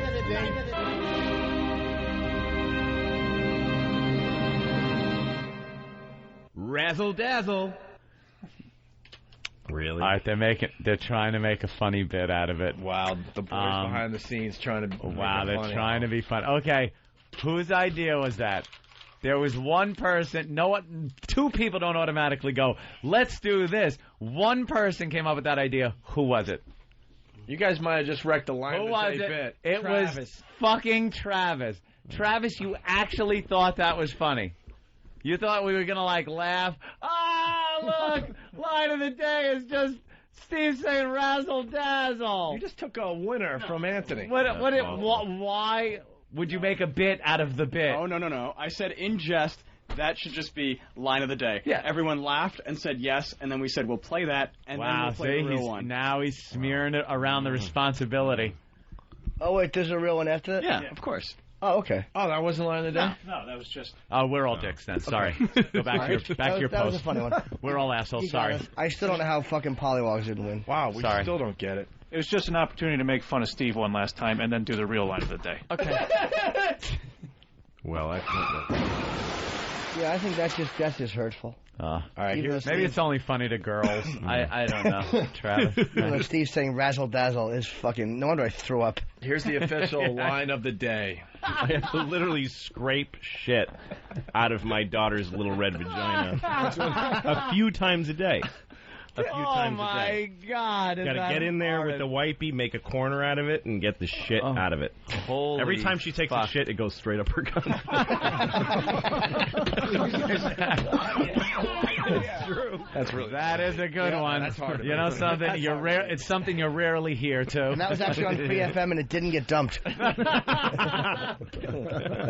Louis, you killed for us. Sorry it got a little weird near the end there. No. Show got a little weird at the end, but... it always does. Stupid show. And Louis, next weekend we'll be in the Vegas Comedy Festival. TheComedyFestival.com or LouisCK.com. I'm at the Vegas. Me and Dave Attell together with Daniel Tosh also. That's very a funny great show, man. Yeah, it should be good. Yeah, you got to stay in touch and Definitely. stop by anytime, man. Absolutely. Thank you, guys. A lot of fun. Thanks. Absolutely. And Jimmy, where are you? Hammerstein Ballroom Friday night. Hammerstein, but I feel better since I puked. Do you? Yeah. Hammerstein Ballroom. I only got a little bit out. It wasn't the food. It was I like how you were throwing up as Steve was talking. Yeah, just who listens to him? I just wanted to shut up. Hammerstein Ballroom Friday night, and Ticketmaster. It'll be a good show. I have a lot of new filth. All right, and the inimitable Rich Voss. Sweetie. Helium Comedy Club, Thursday, Friday, Saturday, Philly. Helium Comedy Club. I don't know how you made yourself throw it with just one finger when you're used to. I can't believe you do it in the room with people. The whole point of a bathroom is that you fucking put your waste products in another area. Rich, just because yours don't go past your front teeth.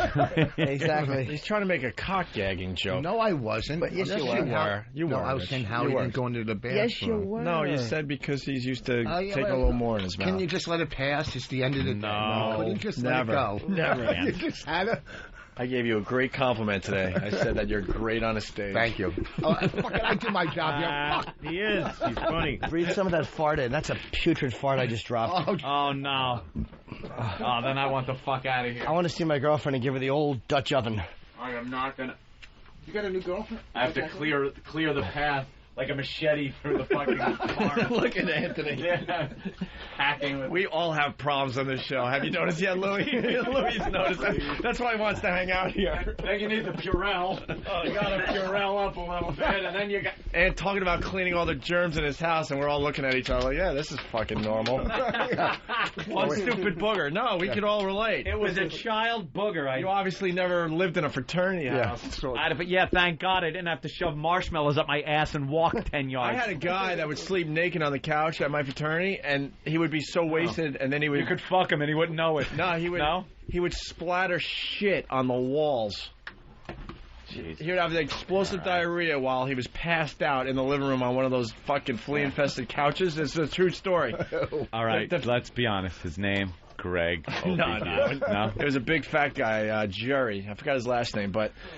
true story. True story. Explosive diarrhea all over the walls from this guy, and completely passed out naked, having explosive diarrhea. And you're worried about a booger. Was he a member of the fraternity, or he just hung out? Oh, yeah, you couldn't throw him out. You guys went to college? I'm a legacy. Me? I didn't go to college. No, fuck that. You really need to say that, Voss? Rich. Why don't you just say I can't fly either? Rich was trying to brag there. Look at all the knowledge I have, and I didn't go to college. I didn't go to college. He's a hard knock. Sometimes you just gotta shut up. It wouldn't surprise me if you didn't get out of third grade. Rich was expecting all of us to go, oh, really? What? You didn't go to college? As well-spoken as you are? That's impossible! All right. Bye, listeners. Wow, look, the mics were still on. All right, take it easy. Good night, everybody. Goodbye. See you tomorrow. Have a good one. Fan, it's all yours. That's fan. Later. Line 4.